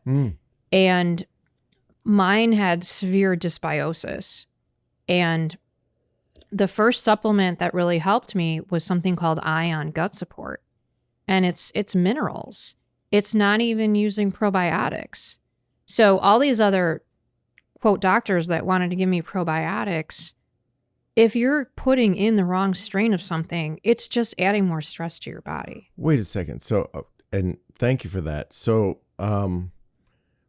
what was the term you used? Dysbiosis? Yeah, it's basically just the microbes. The microbes are off, so there's an imbalance. And then you used Ion Gut Support? Yeah, I used Ion Gut Support, and that helped you. That helped me in the beginning. Yeah. Really? Yeah. You mean the Ion Gut Support that we see on social media by that one doctor who's extremely captivating? I can't think of his name at the moment. I don't even know who it's from, to be honest. I forget. I saw it a while ago. So it helped you? Yeah, it helped me a lot. Interesting. Yeah. Okay. But that doesn't mean it's right for every single person. Of course. It's just, I needed it then at the time in July of 2023. And I was on it for, I don't know, probably 6 months. Okay. And it helped me a lot. Oh, terrific. Yeah. Terrific. But to this day, I still cannot take probiotics. None of them work for me. Why do you think that is? I don't know, but when I go to this doctor, it doesn't work for me. And then I'll get on to the next person that has helped me a lot. Sure. But I didn't meet her until 2024.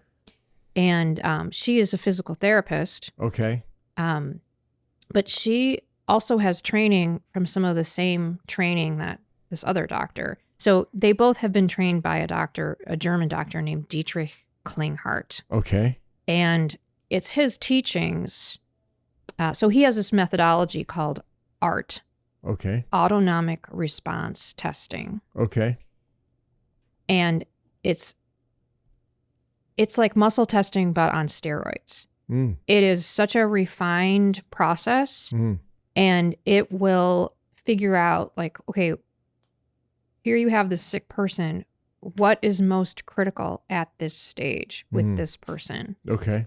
This one doctor goes about it one way using the machine, and this other practitioner who's up in Libertyville, the one that I told you about before. I mean, can I name names? Whatever you want, sure. Yeah. Her name is Kathleen Bender. Okay. She is amazing. So she can pinpoint things using this autonomic response testing. Okay. And she does it by hand. So yeah, it's amazing. She's the one that helped me with also detoxing the spike protein. Really? So I really want to come back to her in 1 second. So the first gentleman who helped you, what was his name? Do you know? Do you remember? Well, I can't really give his name out because he doesn't really have enough room in his practice for more people. Oh, okay. But he was trained by Dietrich Klinghardt as well. Okay. And so, but could you talk, he had bioresonance therapy, but also the NATE. How's that administered? Oh, and Kathleen does NATE too. Okay. Just hers is a little bit different than his. Oh, very good. And what exactly is that? I know you said it, but what does it do? It allows you to deal with your environment, you said, or something like that? But how's it administered? The way the doctor does it in the first one, he basically has various vials, and you determine what that person is sensitive to, like in the environment. Okay. But also like what might be affecting them, like even like allergies in food. Okay. Yeah. And then he'll create like a remedy. Oh. And then you can either wear it or you take drops. Oh. And it just helps you to tolerate things. Oh my goodness. Okay. For me, in my situation, I'm extremely sensitive to chemicals. Okay. Like when I take a walk in my neighborhood in the summertime, I can smell every fertilizer. I can smell every pesticide. Really? Oh, I can smell the kids' laundry detergent when I drop my daughter off at school. I can smell parents' perfume a mile away. I can smell everything. And had you always been like this? I mean, I've always had a very super sense of smell. Okay. It's kind of a joke because I lost my hearing when I was young, and technically I was legally blind before I had LASIK done, but my nose has always worked very well. But I never used to get headaches. Everything gives me a headache now. So can you hear me okay now? I can hear you fine. Yeah. I have hearing aids in both ears. Oh, wow. Okay, so that's why you said you read lips. Yeah. Interesting. I had no idea. I would never, ever imagine that. So now let's get back to Kathleen. Is that her name? The second practitioner that was trained under Dietrich Klinghardt. And what was the technique that the modality that he's? Autonomic response testing. Okay, and so you went and saw her. So you saw him in July of 2023, and then when did you see her? I saw her, I think I met her in August of 2024, and I saw her, I was looking for help with my neck, so structural issues. Gotcha. And I actually found her through an Atlas orthogonal chiropractor. I had tried various forms of chiropractic because of my neck pain. Are you talking about Atlas, Upper Atlas? Yes. Oh, okay. Oh, and you gave me someone too that I haven't absolutely. called yet. Yeah. Dr. Alex, he's wonderful. So I had already tried. Have you heard of NUCCA? NUCCA? No, please. I don't know exactly what NUCCA stands for, but it didn't really help me. Okay. It's all a combination of everything, right? Like it's not just you have an infection. It's not just you have a toxin. There's all these pieces to the puzzle, and neglecting certain things that happened like a long time ago. So like my neck issues didn't just start yesterday. Right. They were there a long time ago and they weren't addressed. So I'm like undoing all these things that were built up over, in some cases, decades. And so Kathleen is helping me like take those pieces apart. But she, for pain, she is like immediate relief for the pain. What did she do for that? Was the bioresonance? No. So the bioresonance, I mean, I have my own machine and I treat myself. Okay. And so over time, things just got better and better with I use the bioresonance like 6 days a week. Okay. And what was she doing for you though? So she was helping me with like my neck issues. So adjusting you? Adjusting. Oh, I see. My neck, helping pain in my back. Oh. She actually got my mom to like walk again. Really? After so not being she's able a to trained walk. chiropractor? She's a trained physical therapist. Physical therapist. I'm sorry, you said that. Forgive me. Okay. So who can adjust? She can adjust, and she also is trained in this autonomic response testing that is Klinghardt's methodology. Okay. So she can pinpoint what is holding someone back, what is stressing that person, what is like let's say it's the spike protein and it's in your neck or wherever.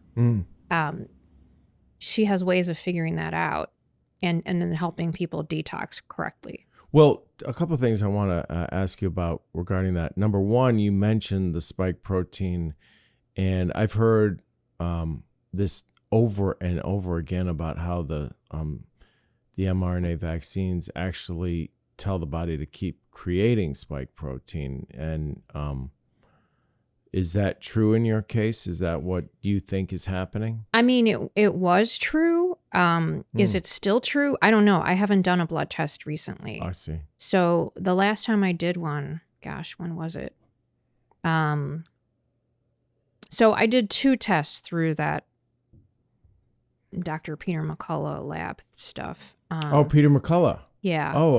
Yes, sure. I forget, honestly, it was a long time ago. Did that reveal some things you Oh, needed yeah. to know? I mean, I had crazy high levels. I don't remember what the levels were. But of spike protein, you mean? Yeah. In your blood? I see. Okay. So I do want to do it again. I think there's a much cheaper test. Because we've kind of run out of money. I see. After all of this, yeah.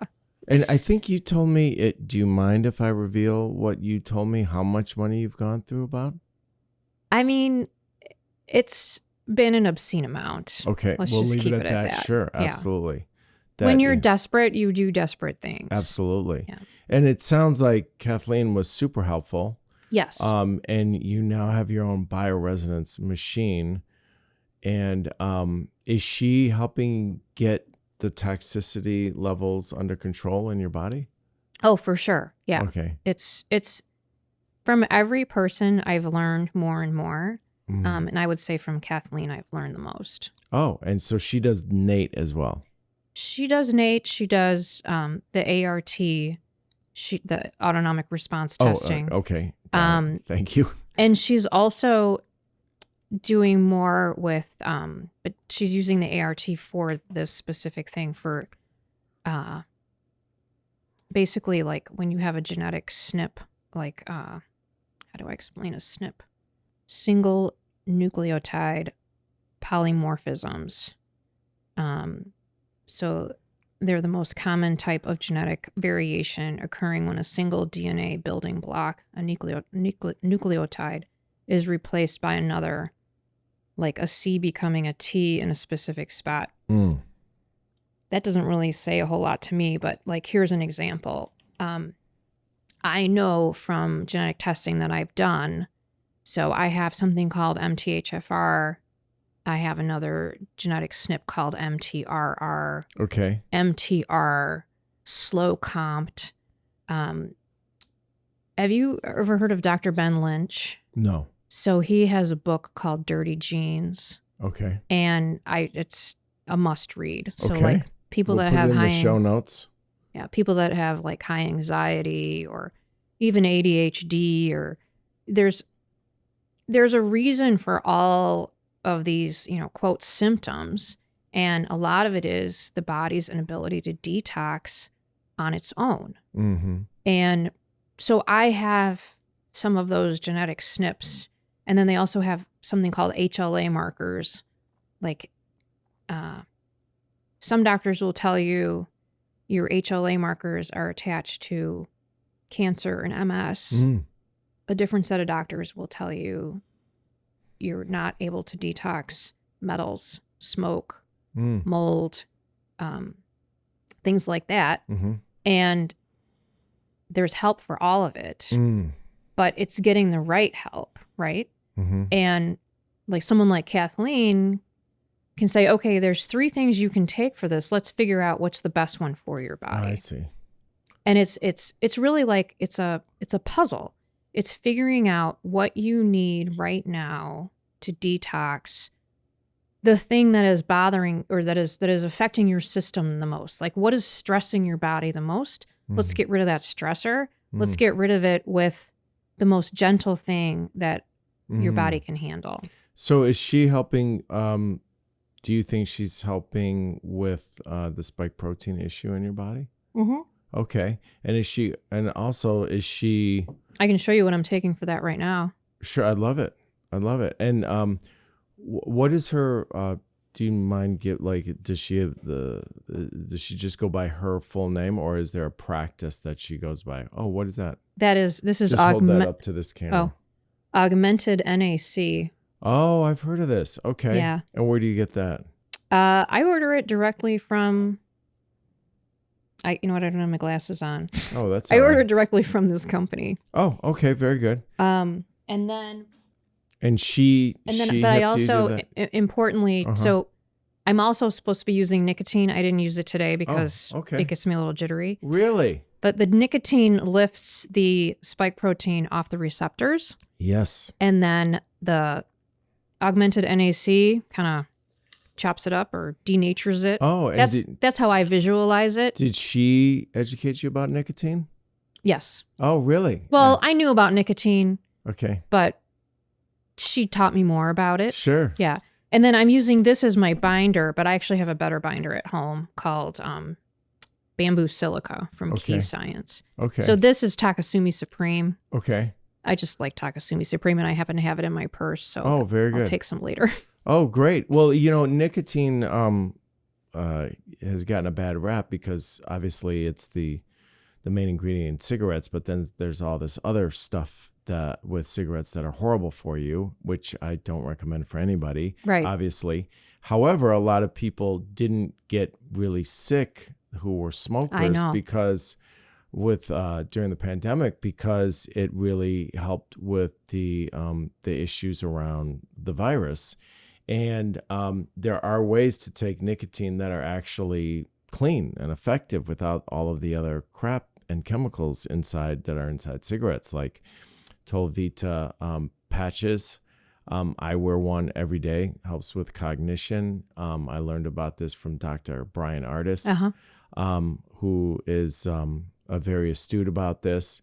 How much do you take a day? Or how much is in your patch? 7 milligrams. Okay. I mean, he recommends going down to 3, which I probably will. But, I wear just one daily, and it seems to help just in terms of, I don't even really feel it, but I notice that my cognition is good and my energy is good. And it just helps with your immune system and all that. What were you going to say? Well, so my system is so sensitive that, and so people that are sick, they're like, oh, I'll just take this nicotine and I'll do this and that and I'll be fine. Well, if you're sick or if you're sensitive, which sensitive basically probably means that something's not right at a cellular level. Right. You need to start out very, very slow. Right.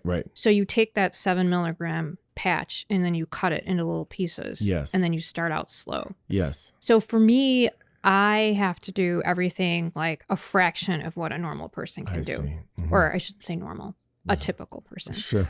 And so I overdid it with the nicotine. And I didn't use a binder. Like the binder for me is key. So you probably don't even need a binder, right? I don't even know to do that. So actually, please tell us what that does. So the nicotine, so the reason the people didn't get sick is because the spike protein goes on the same receptor as the nicotine.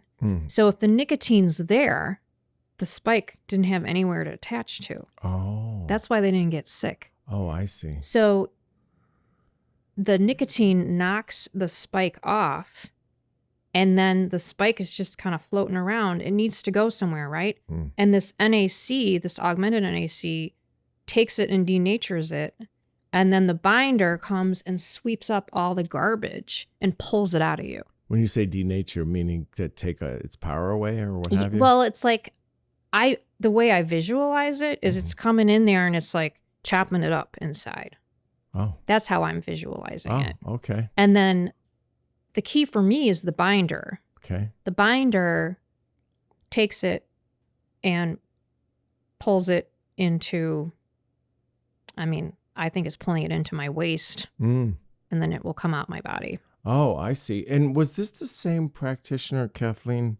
And what's her, you mind giving her full name and the name of her practice? It's Kathleen Bender. Kathleen Bender, I think you said that before. Thank you. And does she have a name of her practice or she just goes by her name? It's just Kathleen Bender. Kathleen Bender. And where is she located? She's in Libertyville. Libertyville, just outside of Chicago. Is she the same practitioner you mentioned on our preliminary conversation over the phone? You mentioned someone that deals with emotions that are stored in your body. Is she the one? She's the one. She's the one. So could you tell us a little bit about what you told me? That my understanding was that she can detect certain emotions that you're holding in your body, and when she detects them and finds finds a way to release them. Yeah, and then all of a sudden you get better. Could you talk a little bit about that? Yeah. That's amazing because I'm very interested in that. Yeah. Personally. So there were 2 specific instances. I'm not remembering the emotion on the one part, okay. but so I've had digestive issues, which we talked about. Sure. And a lot of the time it was, I mean, since I've been so open, it was diarrhea. Sure. And Sure. so we all have we have a valve called the ileocecal valve. Okay. And one of my first meetings with her, so this was back in August of 2024, Mm-hmm. she determined my ileocecal valve was stuck in the open position. And and while that other doctor helped me a lot, I mean, I still had, issues that would come up, right? So when I went to Kathleen, I did go to her for my neck. Okay. But I'm remembering now I had some digestive issues again. Okay. And she manipulated my ileocecal valve, but she also attached an emotion to it. And I can't remember what the emotion was. It's like escaping me at the moment. Okay. I don't remember. But she figured out what emotion was attached to this part of your body. Yeah. How? How did she do that? Well, I mean, she's got it's in her training. I mean, it's a whole Klinghardt thing. Oh, it's a Klingon. Oh, yeah. Oh, this is part of that. Yeah. Oh, I see. Okay. And so somehow then how does she get it to release? Does she manipulate your body? Well, she did manipulate this. Okay. Yeah. And then she got rid of the emotion and it fixed it. Whoa. Yeah. Well, and so the one on my back. So wait, how did that make you feel better? What were the physical realms? I stopped having diarrhea. Really? Yeah. Oh my God, that's amazing. Well, and it's funny now that I look back. So I had a very hard problem keeping any weight on. So in December of 2021, I was about 90 pounds. Right. I probably could get up to 100-ish for a while. Even 120, maybe 110 into 2023. Mm-hmm. But when I went that summer, mm-hmm. I was back down to about 90 pounds again. And so that one doctor did help me change that, but it was still slipping. It would always slip back because my digestive system is my weak spot. Mm-hmm.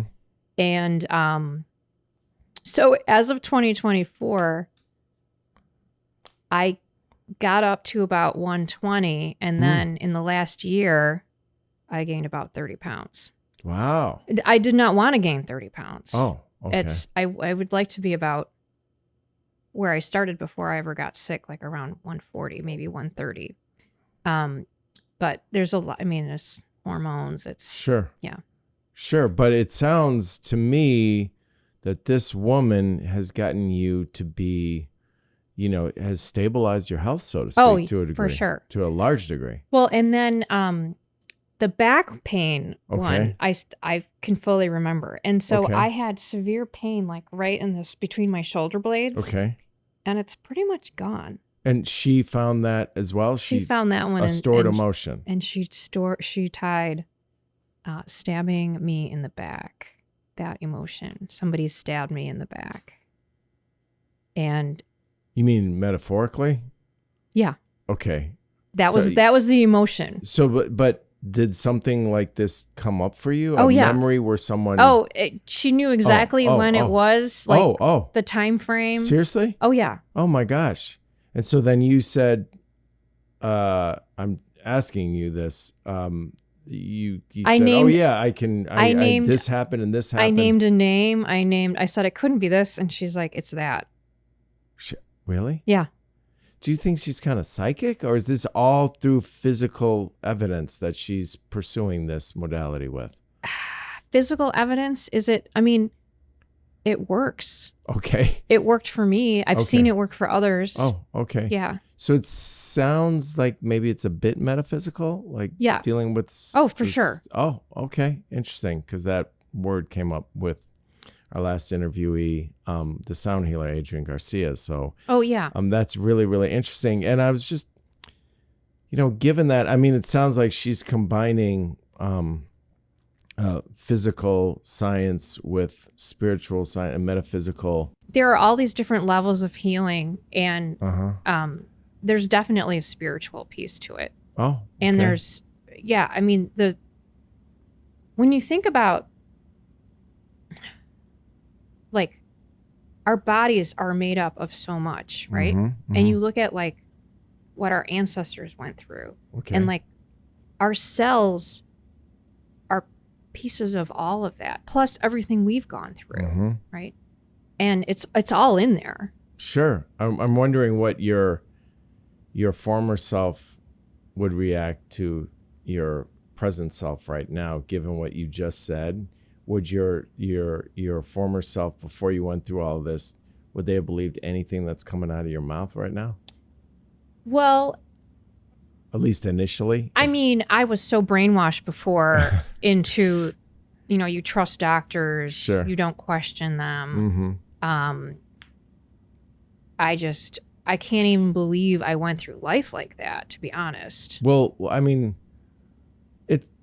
I bet, but yet it's pretty rational to have that disposition given just the overwhelming amount of PR that's so powerful in our society. I'm just curious, for people listening, for our audience members that are struggling with a health issue, what advice would you give them to kind of weed through all the noise and get to something that would be helpful for them?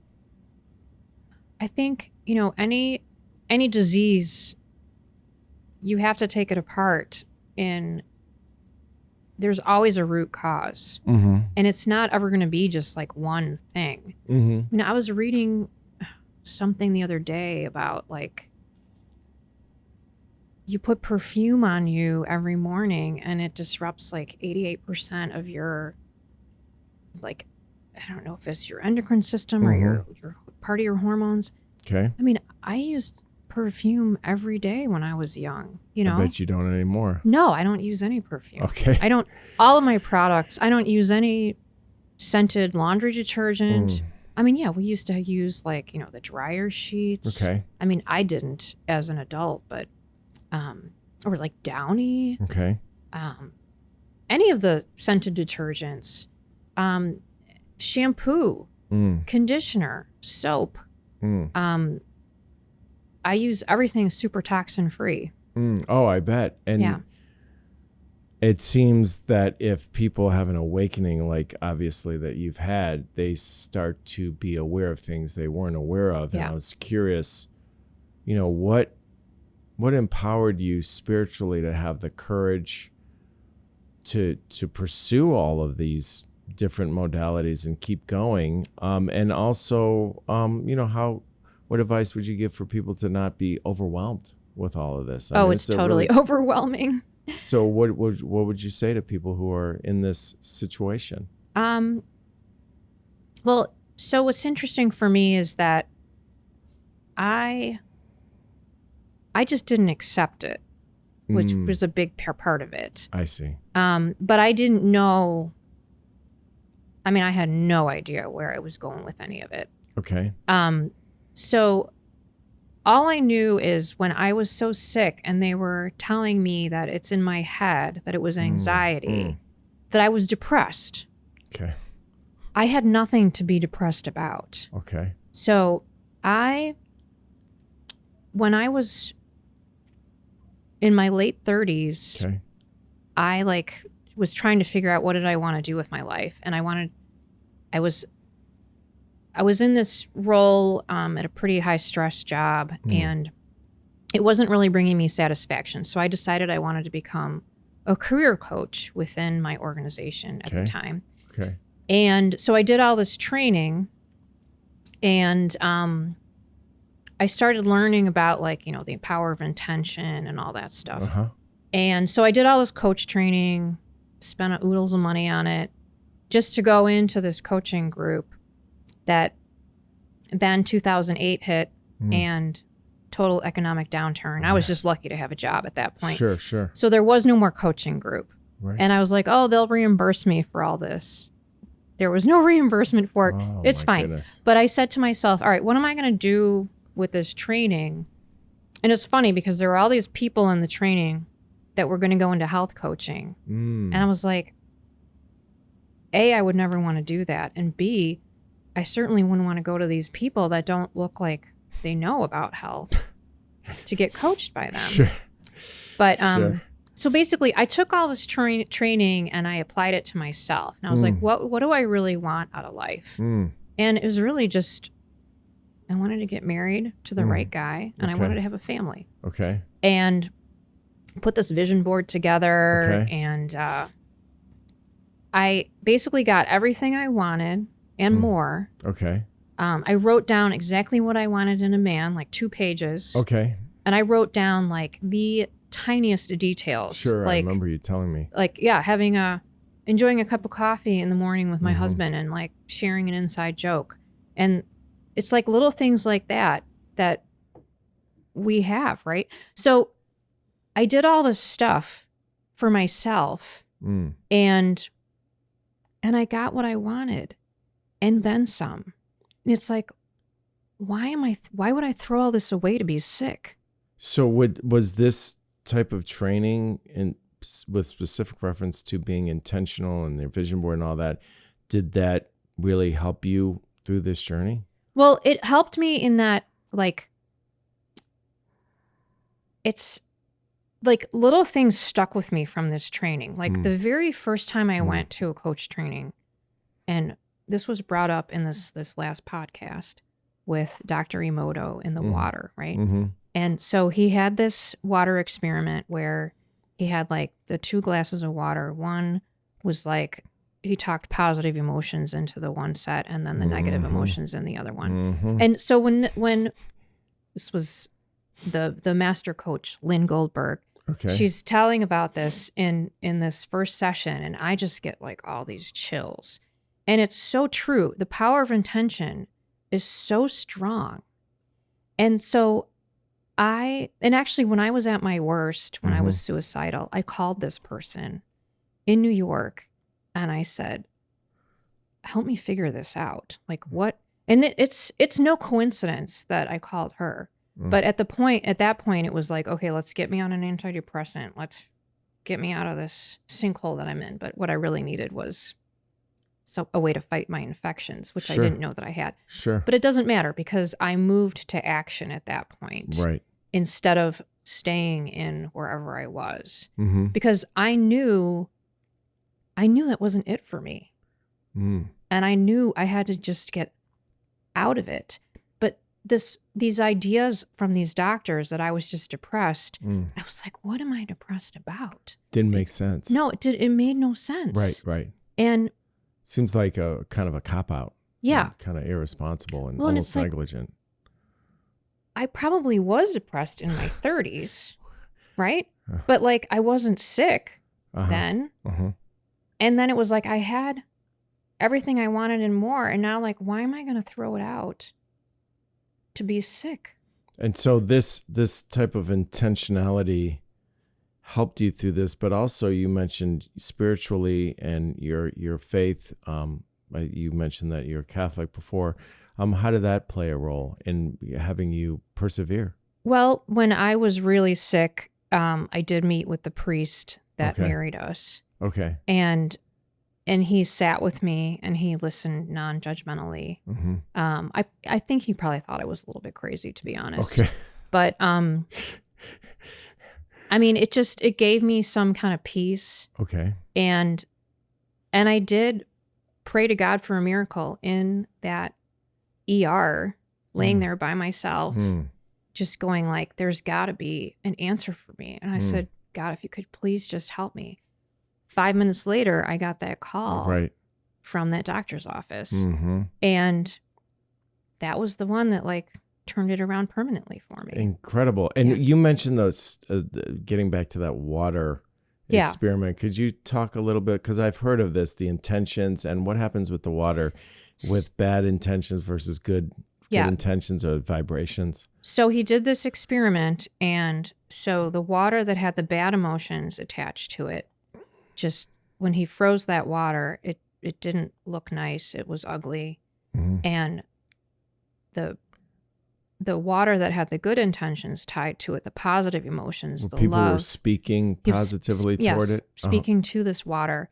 It was beautiful crystals that formed. And in geometric patterns that were really stunning, right? Yeah. Mm-hmm. So that stayed with me. And I know, like, there are some people within the Lyme community who they just set the power of intention and they can miraculously heal. That was not my story. Okay. I mean, I had to go through a lot to figure it all out. I think, uncovering the different layers, there's always layers of pieces layers of like disease and toxins when somebody is sick. And then there's also the emotional layer too. So if you look at something like German New Medicine, there's like internal conflicts that are happening, and all these things can be treated. And it's like just figuring out, okay, what is it that's holding that person back? So there's toxins, infections, and trauma. And that's basically all disease. So it sounds to me, and please correct me if I'm wrong, that you believe that the body can heal it. So we play a humongous role in healing ourselves by how we view it, how we think about it, how we talk to ourselves. Is that accurate? Oh, for sure. Yeah, talking to yourselves. Even the way we breathe. I'm sure like a breath expert watching this interview would see that I'm not breathing correctly. Okay. Like when you're born, you automatically breathe from like down here, right? And your stomach expands. Yeah. And then if you're not breathing correctly, you're breathing up here or like even from your neck. And that's not healthy. Wow. Yeah, I'm sure. And you mentioned this is overwhelming. What advice would you give people that are dealing with a health challenge to not be overwhelmed? What kind of, is there anything specific that they can do to try to mitigate that so that they can stay grounded in their pursuit of health? Well, so when you're in the thick of it, somebody telling you like, it's, it's like you can mentally overcome it, or, you can think your way out of it, or that part that really irritated me when I was so sick, right? I bet irritated is a humongous understatement, but go ahead. But now that I'm out of it, I wish I would have trusted in my own body more. I wish I would have looked into like breath work. I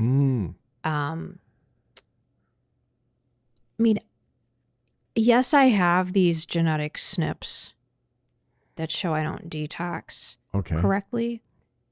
I do think they can be reversed over time. But I think there was such an assault on my body from the vaccine, from moving back here, and all the pesticides and the herbicides.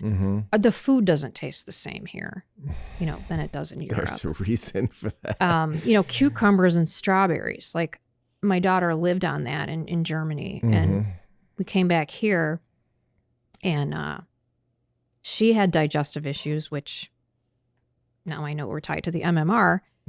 Oh my gosh. Which we reversed, thankfully. Oh, wow.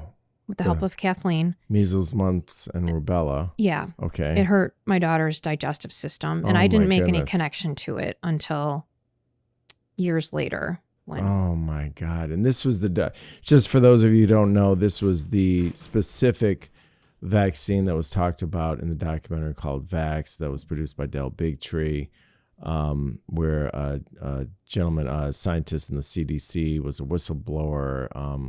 I think his name was Andrew Wakefield, who was completely discredited as a result, because really all he was saying is that the vaccines weren't actually that bad if they were given separately, but when they're given together, there was a problem. And then it turned out, unfortunately, that it was just cheaper to do that. And unfortunately, a lot of people were hurt, particularly children. But anyway, I'm so sorry that happened, but she's better. Yeah. So in her situation, she lost some of the nerve sensation in oh my goodness, the colon area. Okay. And so that happened in Germany. And I remember bringing her to the pediatrician with severe constipation, and she was 3. So she went from being fully potty trained to back in diapers. Oh my God. And, but I didn't make the connection. Right. And so it became a problem. And then we moved back home. It was a bigger problem because here solutions were less natural. Sure. And at that point, so I wasn't sick yet when we started taking her to the pediatrician. And, their answer is Miralax. And then pediatric GI specialists, their answer is more Miralax. Oh, my goodness. And so it took me a couple of years to figure it out. I actually took her to specialty chiropractics. I took her to specialty functional medicine along my own journey, right? Oh, right. Okay. And what made the difference for her? All of those things? No, Kathleen. Oh, Kathleen. Wow. Yeah. Kathleen Bender. Wow. Yeah. All right. Well, we're going to have to put a link to her practice in the show notes for sure. And then also please. Using my own bioresonance too. So inverting the frequency I have a whole topic for vaccines. Really? So I invert the frequency for the MMR. Well, she also is reacting still to DTaP. Oh my God. Yeah. So I just invert that and then I work it on her sometimes. So you are the one administering this to your daughter now with your own bioresonance machine, and you're figuring out what she needs based on what you've learned from Kathleen or from these other... On the vaccine specifically, because I had no idea. Wow, that's amazing. And you brought your machine with you today. I did. Can we see it? In case you wanted to. Yeah, we'd love to. Would you mind? Yeah. Give a brief explanation as to what it is. Okay, so that's Oberon biofeedback. Okay. Yeah. So I attach this to a laptop and then this headphone. I can either put the headphone on the person or So that's how the frequency gets into the body through the ears? So there's a sensor right here. I see. I can actually just use DNA, put it under the headset like this, and treat the person using the DNA. Wait, you're saying you can take a piece of skin or something? Like a nail. And you're saying the person doesn't even have to be next to it. It can be somewhere else. That's a big reason why I bought this, because I literally I used it mainly to treat myself. Okay. Sometimes for many hours a day. Do you put the on your ears? I don't. It's just, honestly, there's a record in the system. Okay. It knows who I am. It will find me. I don't even need my fingernails anymore. So this is probably going to be challenging for people. I think most people could probably grapple with the idea that frequency can possibly have some healing effects on the body. But what you're saying is actually this has the capacity to do that if it's touching your body. But even you're saying it does one step further, which is it can just have some of your DNA, like a piece of skin or a nail. It doesn't even need the DNA anymore. It's just finding you using quantum physics, using quantum entanglement. Oh, here we go. I know. Okay. It's totally beyond. So if, for instance, my sister-in-law believes... So you don't have to be next to it, is what you're saying. You could be somewhere else. Yeah. Out of the building. I can be downstairs, doing the laundry. Okay. For those of you who are interested in quantum physics and quantum entanglement, we talk about that. We did an episode on this podcast about actually the fusing of quantum mechanics, or quantum computing rather. So we obviously talked about quantum mechanics and artificial intelligence. And quantum quantum mechanics and quantum physics are really incredible on many, many levels. I didn't know that we would be talking about this, but could you just give your brief explanation of what quantum entanglement is? And this is a thing that scientists really are dealing with. I don't even know how to explain it. All I know is that the person that I got some specialized training for, she didn't have my DNA. Okay. And she was finding the same results that I was finding. Okay. For myself. Okay. And I said, how are you doing this without my stuff? Mm-hmm. And she said, I don't need your stuff. She said, I have the information I need. And so like once a card is made, it has the information that it needs. What do you mean a card? Like there's a file or like a card for each person that I treat in my machine. Oh, I see. Okay. And it has it there. And it seems to work. So I've been trying. I mean, I used to always use the fingernails underneath. Uh-huh. I just recently stopped because it's still working. So, I mean, I guess the proof is in the pudding, but basically in theory, for those of you who've not heard about quantum entanglement, it's when two bodies or particles that are separated by vast distances are affecting one another. And sometimes this can happen with people over long distances. Yeah. You feel what the other person feels or for whatever reason, but there's some science behind this. And also with quantum mechanics, there's the idea of superposition where a particle can be in two places at the same time until it's observed. And so it can be in two places at the same time, and it acts more like a light wave and in terms of the matter and energy. And then when it's observed, it snaps into one position as a normal functioning particle, which is crazy to think about. But that's superposition is what quantum computing is based on, which is allows a quantum computer to deal with a lot more possibilities than a classical computer can deal with at one time.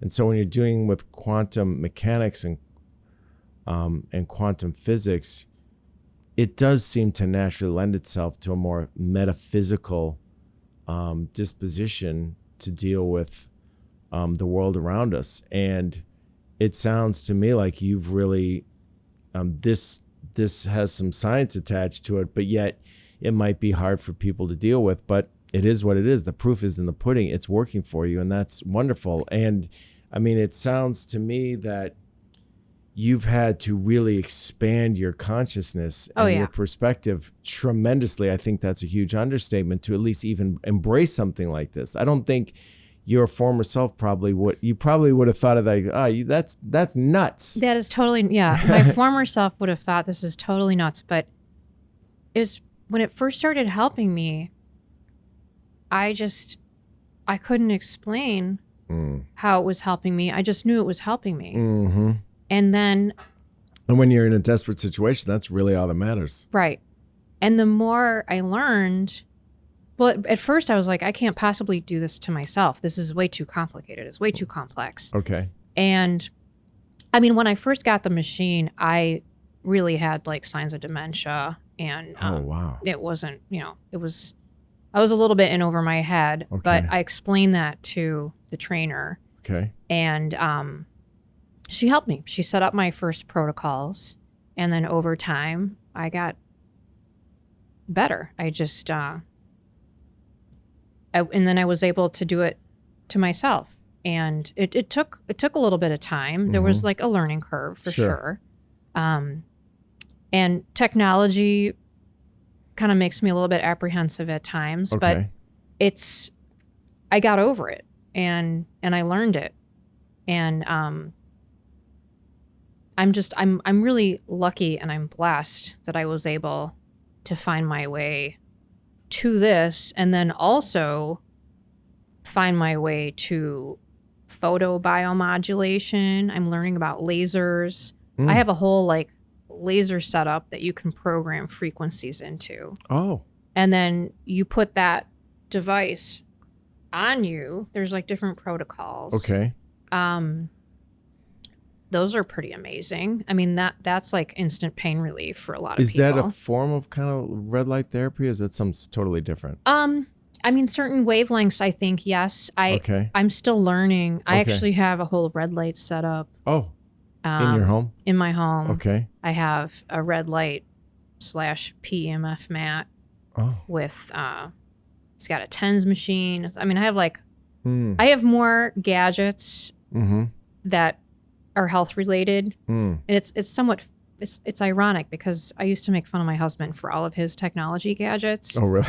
And not anymore. Not anymore. I definitely outdo him with all the gadgets that I have. Interesting. And so you became astute with this because you needed to. So I would imagine you would let other people know that, like, if you need to, you can learn it and not be intimidated by it. Yeah. Well, it's like one of the first things I did in 2022 was change our water that we drink. Like you drink reverse osmosis water, right? Reverse osmosis, absolutely. Yeah. So I drink like highly pure water, but also add hydrogen to it. Oh, interesting. So I have a Kangen machine. I don't know if you've heard of those. No. Well, why do you add hydrogen? What does that do? It's good for your body at a molecular level. Okay. And it's just I don't even know how to fully explain what it does, but there's a lot of people that are adding hydrogen to their, like if their body is inflamed and it lowers the inflammation. Really? Yeah. Interesting. I mean, you probably have a ton more of things to talk about and suggest. And it sounds to me that, would it be safe to say that you enjoy letting people know about this and empowering other people who are struggling with these type of, any health issues rather? I mean, yes, I feel like I'm still learning. Like I'm just at the tip of all of it. Like, wow, really? Okay. There is another machine that I have that like helps you detox at a cellular level. Okay. And it was like, and I'm still learning about it, you know, and it was originally developed for athletes to help them recover after like putting their bodies through a lot of stress. But what it's doing is it's helping people that have high inflammation levels and it's basically getting like the voltage back into the body. Because like once you lose your voltage, that's when the inflammation like really starts to creep up. And inflammation is at the root of a lot of health issues that we have. And I mean, we're all like, you know, our nervous system is all electrical impulses. So the more we understand about our body, the better off we'll be. And it sounds like conventional medicine in this country doesn't really deal with any of this. No. to put it mildly. Well, this has been unbelievably informative, helpful. We're going to link all of any recommendations that you have for people. We're going to link it in the show notes, including Kathleen Bender's practice for sure. I'm probably going to make an appointment for myself. I need to unlock some emotions, I'm sure. And this has been really great. And I'm so happy for you that you are, you know, back to living your life fully and completely. And can do you have children? Oh. I have one daughter. She's 9.5. I'm sorry, you mentioned that you do with the one. What's her name? Maria. And how old is she? Did you say 9.5? 9.5. So that's a blessing. Yes. Thank goodness you're here for her. And you have a very supportive husband, which is amazing. My husband is amazing. Yeah, and what is his name? His name is Guts. Guts. Okay, well, Guts, way to go. I mean, that's really, I mean, it's hard to stand by and see a loved one dealing with this, and oftentimes you can feel helpless. And I think that this interview is a huge dose of empowerment for those who have kind of hit a crossroads and they don't know which way to turn. And I think this is going to let them know, hey, you can do this. You just got to keep putting one foot in front of the other and you will find your way. And following your gut and your intuition, I refer to the gut as the key to your health as well. But I mean, I think this is really is going to give people a lot of hope, and I think that's a beautiful thing. Is there anything else you'd like to leave us with? Any parting shots or anything that you would like people to think about in their journey? I think just any kind of disease, you have to look at the potential for a root cause and not just stop with a regular doctor visit. And when you look at root causes, it's toxins, it's infections, and it's trauma. And it's not going to be just one thing that caused it. It's layers of different things. And another book that I'll give a plug for, please, is Toxic by Neil Nathan, MD. Have you heard of him? No. I think he actually just a new version of it came out. But when I was so sick, even when I couldn't really process information, that book was very eye-opening. And it helped me understand that there are root causes. And he talks about some of the main root causes. I don't necessarily believe in a lot of the treatments that some of even the functional alternative doctors go for. Okay. So a lot of doctors want to treat with antibiotics or, just pharmaceuticals. And they can work for some people. Sure. Like if you catch a bacterial infection at the right time, there is a time and place for regular Western medicine. But if you have a chronic issue, adding something like antibiotics, especially if your body can't process them from a genetic standpoint, and that's more than what people might think, it's just going to add more toxicity to the already heavy burden that the body's carrying. So like you have to look at like terrain theory and understand that like if your body is working the way that it's supposed to be working, you can get rid of toxins and infections. But if you override, if you already have a bucket and that is full, if your bucket is like full to the top with toxins, you add in one more toxin, your body's going to start to malfunction. That malfunction is going to happen at its weakest link. And that's where the symptoms are going to show up. So if it's like happening all over, then it's systemic and it's going to be a little more complex to take apart, but that doesn't mean it can't be taken apart. Well, I think you have a calling to help people and really be there. And I think that we've just scratched the surface in terms of the information that you can provide for people and the guidance that would be unbelievably helpful, because there's no substitute for going through something that is very difficult. And I'm so happy that you've made it through and gotten your health back and you lived to tell this tale. And now I think for the remainder, as we discussed, I think this would be just a gift for people, for you to share this. And so for our audience listening, I think we will be hearing more from this wonderful woman. And how do you pronounce your last name? Schmitz? Schmitz. Krissy Schmitz. Thank you so much for being here. We really, really appreciate you sharing your story. It was not easy to go through at all. I mean, that's putting it mildly. And also furtherly, thank you for your generosity for sharing all of the details about this. And I know that there's a lot more to say, so we might have to have you back. And I think you'll be hearing more from Krissy Schmitz in the not too distant future. Stay tuned. So thank you so much for being here. Thank you for having me. I really appreciate you inviting me here, and it was lovely meeting your wife. And I'm lucky. I'm actually really, really lucky that I was able to find out what I found out at the right moment, because some people aren't lucky enough to be able to reverse the symptoms that I had. And that's the scary part. And then to be dismissed on top of it and gaslit, that's the sad part for a lot of people. Yeah, and I would imagine it's really, really important if you have people around you and you're dealing with a crisis like this, to have people that, as we noted, because I went through an issue with my back many years ago, and you really find out who actually really cares about you Yeah. when you're at your lowest moments and who doesn't. Right. And who's just giving you lip service.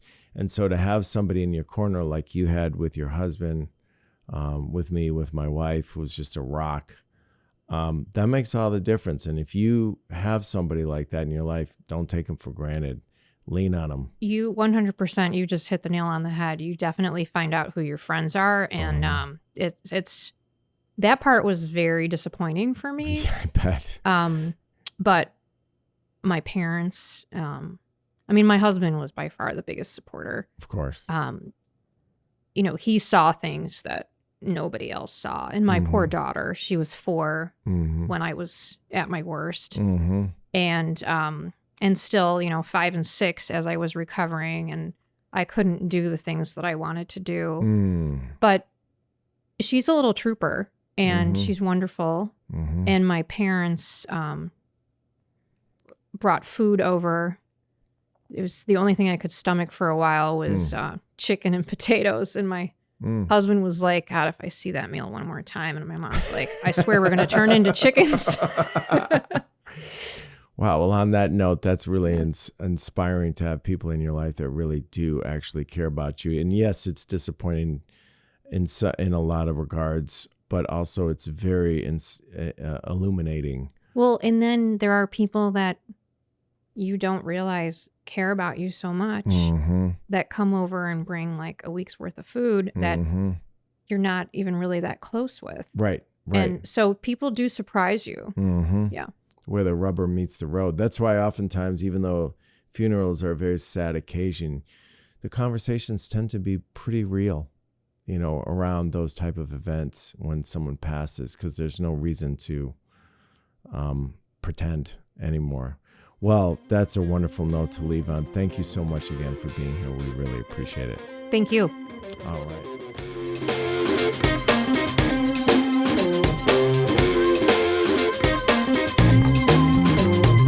Thank you for tuning into the show.